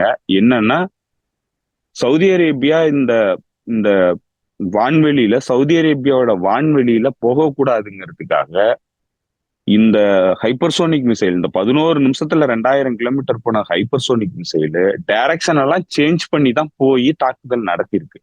அந்த அளவுக்கு அட்வான்ஸ் தொழில்நுட்பத்தை பயன்படுத்தி தாக்குதல் நடத்தியிருக்கிறாங்க யமனுடைய அன்சாருல்லா அமைப்பு. அவங்களுக்கு எப்படி இந்த தொழில்நுட்பம் வந்துச்சு, எப்படி இதை செயல்படுத்தினாங்க என்னங்கிறத இன்னைய வரைக்கும் கண்டுபிடிக்க முடியல. அமெரிக்கா கிட்ட இந்த தொழில்நுட்பமே இல்லை, இஸ்ரேல் கிட்ட கிடையாது, அமெரிக்கா கிட்ட கிடையாது, இன்னும் மேற்கத்திய நாடுகள்ல எந்த நாடுகள்கிட்டையும் கிடையாது ஹைப்பர்சோனிக் தொழில்நுட்பம். ஆனா யமன் அன்சாருல்லா அமைப்பு இத்தனை வருஷம் ஒரு இனப்படுகொலை போரை எதிர்கொண்டுகிட்டு இருந்த ஒரு அமைப்பு இன்னைக்கு ஹைப்பர்சோனிக் மிசைல் பயன்படுத்துது. அதுவும் திட எரிபொருள் பயன்படுத்தக்கூடிய ஹைப்பர்சோனிக் மிசைல் பயன்படுத்துது. மேக் 10ன்னு சொல்றாங்க. மேக் 10ன்னாக்க ஒளியோட 10 மடங்கு வேகமா போகக்கூடிய கருவி, ஏவுகணை. அந்த ஏவுகணை பயன்படுத்தி கிட்டத்தட்ட 2000 கிலோமீட்டர் 2050 கிலோமீட்டரா 11 நிமிஷத்துல போய் தாக்கி இருக்கிறாங்க. யாராலையும் தடுக்க முடியல. எந்தவித தடுப்பும் இல்லாம நேரடியா போய் தாக்குதல் நடத்தி இருக்கிறாங்க. அந்த தாக்குதல் நடந்த சமயத்துல இஸ்ரேல்ல 20 லட்சம் மக்கள் பங்கருக்குள்ள போய் ஒளிஞ்சிருக்கிறாங்க. சோ இதுதான் அன்னைக்கு நடந்தது. சோ இந்த இந்த தொழில்நுட்பத்தையோ இந்த தாக்குதலையோ எதிர்கொள்றதுக்கு இஸ்ரேல்கிட்ட எந்த தடுப்பு நடவடிக்கையும் கிடையாது, எந்த தடுப்பு தொழில்நுட்பமும் கிடையாது. அதற்கு இன்னைக்கு மக்கள் மத்தியில தாக்குதல் நடத்துறத பெருசா பேசக்கூடிய அளவுக்கு இன்னைக்கு அவங்களுடைய நிலை போயிருக்கு. இந்த அரகன்ஸுங்கிறது அந்த அளவுக்கு போயிருக்கு. மக்களை கொன்னோம்னா, மக்களை அச்சுறுத்துக்கு உள்ளாக்கணும்னா நம்ம பணிய வச்சிடலாம் அப்படின்னு நினைக்கிறாங்க. அததான் காசாக்குள்ள நடத்தணும்னு நினைச்சாங்க, ஆனா நடக்கல. இன்னைக்கு லெபனான்குள்ள நடத்தணும்னு நினைக்கிறாங்க. அது மாற்றா என்ன பண்ணிருக்குன்னா மக்களை ஹெஸ்புல்லாவுக்கு ஆதரவா திரட்டிடுச்சு அப்படிங்கிறது தான் இதுல இஸ்ரேலை பொறுத்தளவுல ஒரு ஒரு கம்ப்ளீட் மிஸ்கால்குலேஷனா தான் இந்த சம்பவங்கள் எல்லாமே இடம்பெற்று. ஓகே தோழர். இதுல நீங்க அந்த ஒரு ஹசன் நசருல்லா பேசுறத மேற்கோள் கட்டதால திரும்ப எனக்கு நான் ஏற்கனவே சொன்னதுதான் தோழர்கள் கண்டினியூ கேட்டுக்கிட்டு இருந்த தோழர்களுக்கு நான் சொன்னது ஞாபகம். அக்டோபர் 10-12 தேதிகள்ல 2023 அக்டோபர், அதாவது அல்லஸ் கான்ஃபரன்ஸ் தொடங்கி ஒரு 4-5 நாள்ல பெய்ரூட்ல நடந்த கூட்டத்துல ஆக்சிஸ் ஆஃப் ரெசிஸ்டன்ஸோட முதல் கூட்டம் அப்பதான் நடக்குது அந்த ஆபரேஷனுக்கு பிறகு. அப்போ அதுல பேசிட்டு வெளியில வந்த அப்போதைய ஈரானுடைய வெளியுறவுத்துறை அமைச்சர் அமீர் என்ன சொன்னார் அப்படின்னா, நாங்க ஹிஸ்புல்லா தலைமையோட நிலைப்பாடு என்ன அப்படின்றத கேட்டோம். அவங்க ரொம்ப தெளிவா இருக்காங்க. ஒரு தடவை நாங்க ஆக்கிரமிப்பு பாலஸ்தீன் உள்ள கால் எடுத்து வச்சிட்டோம் அப்படின்னா நேரடியா போய் அல்குட்ஸ விடுதலை பண்ணிட்டு பாலஸ்தீன சுதந்திரத்தை டிக்ளேர் பண்ற வரைக்கும் நாங்க நிக்க மாட்டோம். அதுக்கு பிஃபோரா எங்களை எந்த இடத்தையும் தடுக்க கூடாது. அது உள்ள போறதுக்கு எங்களுக்கு டைம் வேணும். உள்ள ஒரு தடவை என்டர் ஆயிட்டோம்னா அதுக்கப்புறம் நாங்க நிக்க மாட்டோம் அப்படின்னாங்க. இவங்க ஆக்கிரமிப்பு பாலஸ்தீன் சொல்றது இஸ்ரேல் தான், அல்குட்ஸ்ன்றது இன்றைக்கே ஜெருசலம். ஏன்னா இப்போ இன்றைக்கு ஹசன் நசருல்லா பேசும்போது திருப்பி எனக்கு இதுதான் ஞாபகம் வந்துச்சு. அதே போல இன்னொன்னு, நீங்க இந்த ஏமனுடைய ஹைப்பர்சோனிக் மிசைல் சொன்னதான் இன்னொன்னு, புதுசா வந்திருக்கக்கூடிய அதனுடைய அதிபரா வந்திருக்காரு இல்லையா, அதிபரா பிரதமரா, ஈரானுடைய அதிபர் தான் நினைக்கிறேன். அவரு பேசும்போது 2 நாளைக்கு முன்னாடி என்ன சொல்றாருன்னா, அதாவது இந்த லெபனான் அந்த பேஜர் வெடிப்பு சம்பவங்களுக்கு ஒரு நாள் முன்னாடி அவர் என்ன சொல்றாரு அப்படின்னா, எல்லாரும் நாங்க தான் ஏமனுக்கு ஹைப்பர்சோனிக் கொடுத்ததா சொல்றாங்க. அது எங்கள்கிட்ட இருக்குதான், ஹைப்பர்சோனிக் எங்கள்கிட்ட இருக்கு, சஃபஸ்டிகேட்டடான டெக்னாலஜி எங்கள்கிட்ட இருக்கு. ஆனா ஏமனுக்கு நாங்க கொடுக்கல. அவங்க கிட்ட சொந்தமா அவங்களே தயாரிக்கிறாங்க, அதுக்கான எல்லா ஃபெசிலிட்டியும் அவங்க கிட்ட இருக்கு. ஸோ அதனால நீங்க எங்களையும் அவங்களையும் கம்பேர் இது பண்ணாதீங்க, அவங்க பண்றது நல்லா தான் பண்ணியிருக்காங்க, அதுக்கு எங்களுடைய வாழ்த்துக்கள் சொல்லி முடிச்சுக்கிட்டாரு. ஸோ என்னெல்லாம் ஈரான் வச்சிருக்கோ அது எல்லாமே ஏமன் கிட்ட இருக்கு அப்படின்றதான் இதுல பார்க்க முடியுது. இதுல இன்னொரு மிக முக்கியமான விஷயம், இன்னைக்கு ஒரு ஆர்டிகிள் ஒருத்தர் எழுதியிருந்தாரு. அதுல பல கேள்விகள் கேட்டிருந்தாரு. அதுல முக்கியமான சில கேள்விகள் என்னன்னா, இந்த மாதிரியான தொழில்நுட்பங்கிறது அமெரிக்கா கிட்டே கிடையாது, அமெரிக்காவால தடுக்க முடியல இந்த தொழில்நுட்பம், இந்த ஏவுகணையை தடுக்க முடியல, அதற்கு தடுக்கிறதுக்கான தொழில்நுட்பங்கிறது கிடையாது. இதுல இவங்க இந்த மாதிரி வான்வெளியில மனூவர் பண்ணி போய் தாக்குதல் நடத்தி இருக்கிறாங்க, வளைஞ்சு நெளிஞ்சு போய் தான் தாக்குதல் நடத்தி இருக்கிறாங்க. அந்த அளவுக்கு சொபஸ்டிகேட்டடான டெக்னாலஜிங்கிறது ரொம்ப ரொம்ப கஷ்டம். ஏன்னா அந்த கிட்டத்தட்ட 10,000 கிலோமீட்டர் ஸ்பீட்ல போகக்கூடிய ஒரு கருவிய, ஒரு ஏவுகணைய நீங்க வளைச்சு நெளிச்சு எல்லாம் கொண்டு போறதுங்கிறது நடைமுறைக்கு சாத்தியம் இல்லாது. அந்த அளவுக்கு நீங்க உங்களுடைய ஸ்கில் செட்டுங்கிறது ரொம்ப ஹை லெவல்ல இருந்ததுன்னா மட்டும்தான் வந்து அதெல்லாம் நீங்க பண்ண முடியும். அது மட்டும் இல்ல, இப்ப இதுல இவங்க என்ன சொல்றாங்கன்னா, இப்ப ஈரான்ல இருந்து இது வந்திருக்கோம் அப்படிங்கிறாங்க. இது ஈரான்ல இருந்து எப்படி வர்றதுக்கான, ஏன்னா இதெல்லாம் பெரிய கருவி. இப்ப இந்த பெரிய கருவியை எப்படி வந்து ஈரான்ல இருந்து கொண்டு வர முடியும்? கப்பல் மூலமா கொண்டு வரணும்னாக்க கம்ப்ளீட்டா ஓமன் கடற்பகுதியில அமெரிக்காவுடைய கட்டுப்பாட்டுல கிட்டத்தட்ட கடற்பரப்புங்கிறத வச்சிருக்கிறாங்க. எந்த இது உள்ளுக்கு வரந்து போகுதுன்னாலும் சவுதி அரேபியா கண்காணிப்பு நடத்துது. அமெரிக்காவுடைய ஃபிஃப்த் ஃபிளீட் அந்த பகுதியில் கண்காணிப்புல ஈடுபட்டுக்கிட்டு இருக்கு இவ்வளவு காலமும். அதே மாதிரி கிட்டத்தட்ட யமனுக்கு வர்ற கப்பல்களை பல ஆண்டுகளா தடுத்து வச்சுக்கிட்டு இருக்கிறாங்க. எந்த கப்பல்களும் உணவுப் பொருட்களே உள்ளுக்கு வர முடியாத அளவுக்கு பிசேஜ் பண்ணி தான் யமனை வச்சிருந்தாங்க. அப்படி இருக்கிறப்ப எப்படி வந்து இவ்வளவு பெரிய ஒரு ஒரு ஏவுகணைங்கிறது அங்க வர முடியும் அப்படிங்கிற கேள்வி எழுப்புறாரு. அதே மாதிரி ஒருவேளை வந்து ஃபிளைட் மூலமா கொண்டு வந்து இறக்குறாங்கன்னா, ஃபிளைட் அவ்வளவு பெரிய கார்கோ ஃபிளைட்டு வந்து இறங்கக்கூடிய அளவுக்கு யமனோட கெப்பாசிட்டிங்கிறது இல்ல. அப்படியே வந்துச்சுனாலும் தெரியாம எப்படி வரும் அப்படிங்கறது கேள்வியும் எழுப்புறாங்க. உள்ளுக்குள்ளேயே வந்து இத அவங்களால வடிவமைச்சிருக்க முடியுங்கிறதும் மிகப்பெரிய கேள்வி எழுப்புறாங்க. சோ இப்படி பல்வேறு வகையில இது எல்லாமே கேள்விகளாதான் இருக்கு. இதற்கான விடைகள் வந்து நம்மள்ட்ட இல்ல அப்படிங்கிறது தான் அவர் சொல்றாரு. இந்த கேள்விகள் எல்லாத்தையும் வந்து நம்மளால எப்படி வந்து இதுக்கு விடை சொல்ல முடியும் அப்படின்னு தான் அவர் கேள்வி எழுப்புறாரு. சோ அதனால இது வந்து வழக்கமா மேற்கத்திய நாடுகளினுடைய மனப்பான்மைங்கிறது நம்ம பல முறை பேசியிருக்கிறோம். அவங்க உலகத்தினுடைய மற்ற நாடுகள், மற்ற இனங்கள், மற்ற நிறத்தவர்கள் தங்களுக்கு ஈடு இணை இல்லாதவர்கள், ஈடானவர்கள் கிடையாது, அவங்க எல்லாம் கீழ்த்தரமானவர்கள், அவங்க எல்லாம் வந்து சிந்திக்கக்கூடியவர்கள் கிடையாது அப்படிங்கிறது தான் அவங்களுடைய அந்த ஹியூபரஸ், அந்த அகம்பாவம்ங்கிறது. ஆனா அதுக்கு அப்படி கிடையாதுங்கிறது இன்னைக்கு எமன் அன்சாருல்லா அமைப்பு நிரூபிக்குது, களத்துல நிரூபிக்குது. உன்னைய விட திறமையும் தகுதியும் எல்லா விதமான என்ஜினியூட்டியும் என்கிட்ட இருக்கு. என்னைய வந்து டெக்னாலஜிக்கல்ல உன்னால வந்து வீழ்த்த முடியாது. எனக்கு உன்னைய மாதிரி வாய்ப்பு இருந்ததுன்னா உன்னைய மாதிரி 100 மடங்கு வளர்ச்சி அடைந்த ஒரு நாடா நாங்க மாறி நிற்போம் அப்படிங்கிறது தான் இன்னைக்கு இந்த நாடுகள் எல்லாம் வந்து மேற்கத்திய நாடுகளுக்கு சொல்றது. இன்னும் சொல்ல போனா உலகத்துல இருக்கிற மற்ற நாடுகள், குளோபல் சவுத், அவங்களுக்கு மட்டும் வாய்ப்புகள் இருந்ததுன்னா, இவங்களுடைய அடக்குமுறைகளும் சுரண்டலும் இல்லாம இருந்ததுனாலே உலகத்துல இருக்கிற 3ஆம் உலக நாடுகளுடைய மக்களின் திறமை இவங்களெல்லாம் விட பல மடங்கு இந்த உலகத்தை வந்து வளர்ச்சி பாதைக்கு கொண்டு சேர்க்க முடியுங்கிறது தான் உண்மை. அததான் இன்னைக்கு யமன் அன்சாருல்லா அமைப்பு நிரூபிக்கிறாங்க. அதுலதான் வந்து அவங்களுக்கு புரியல இதெல்லாம் வந்து எப்படி பண்றாங்க. அதனால ஈரான் கொடுத்துருக்கோம், இல்ல ரஷ்யா கொடுத்துருக்கோம் அப்படிங்கறதெல்லாம் வந்து அவங்களால ஏற்றுக்க முடியல. இது வந்து யமன்கிற ஒரு ஒரு செப்பல் போட்டுக்கிட்டு சுத்திக்கிட்டு இருக்கிற அரபு மொழி பேசக்கூடிய ஒரு ட்ரைப் இனம் வந்து எப்படி இது பண்ண முடியும் அப்படின்னு நினைக்கிறாங்க.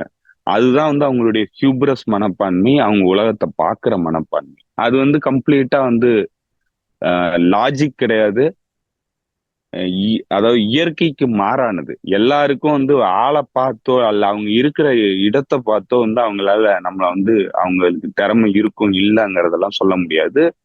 திறமை இல்லைங்கிறதெல்லாம் வந்து இனம் சார்ந்தோ மரபு சார்ந்தோ வர்றது கிடையாது. அது யாருக்கு வேணாலும் வரலாம். அதனால வந்து இவங்க நினைக்கிற மாதிரி இவங்களுக்கு தான் வந்து அந்த திறமை இருக்குங்கிறது இன்னைக்கு உலகத்துல கிடையாது. அதுக்கு சரியான எக்ஸாம்பிளா இருக்கிறது இன்னைக்கு யமன் அன்சாருல்லா அமைப்பு. அவங்கள்ட்ட கம்ப்ளீட்டா தோல்வி அடைஞ்சிட்டாங்க ஒட்டுமொத்த மேற்குலக நாடுகள்.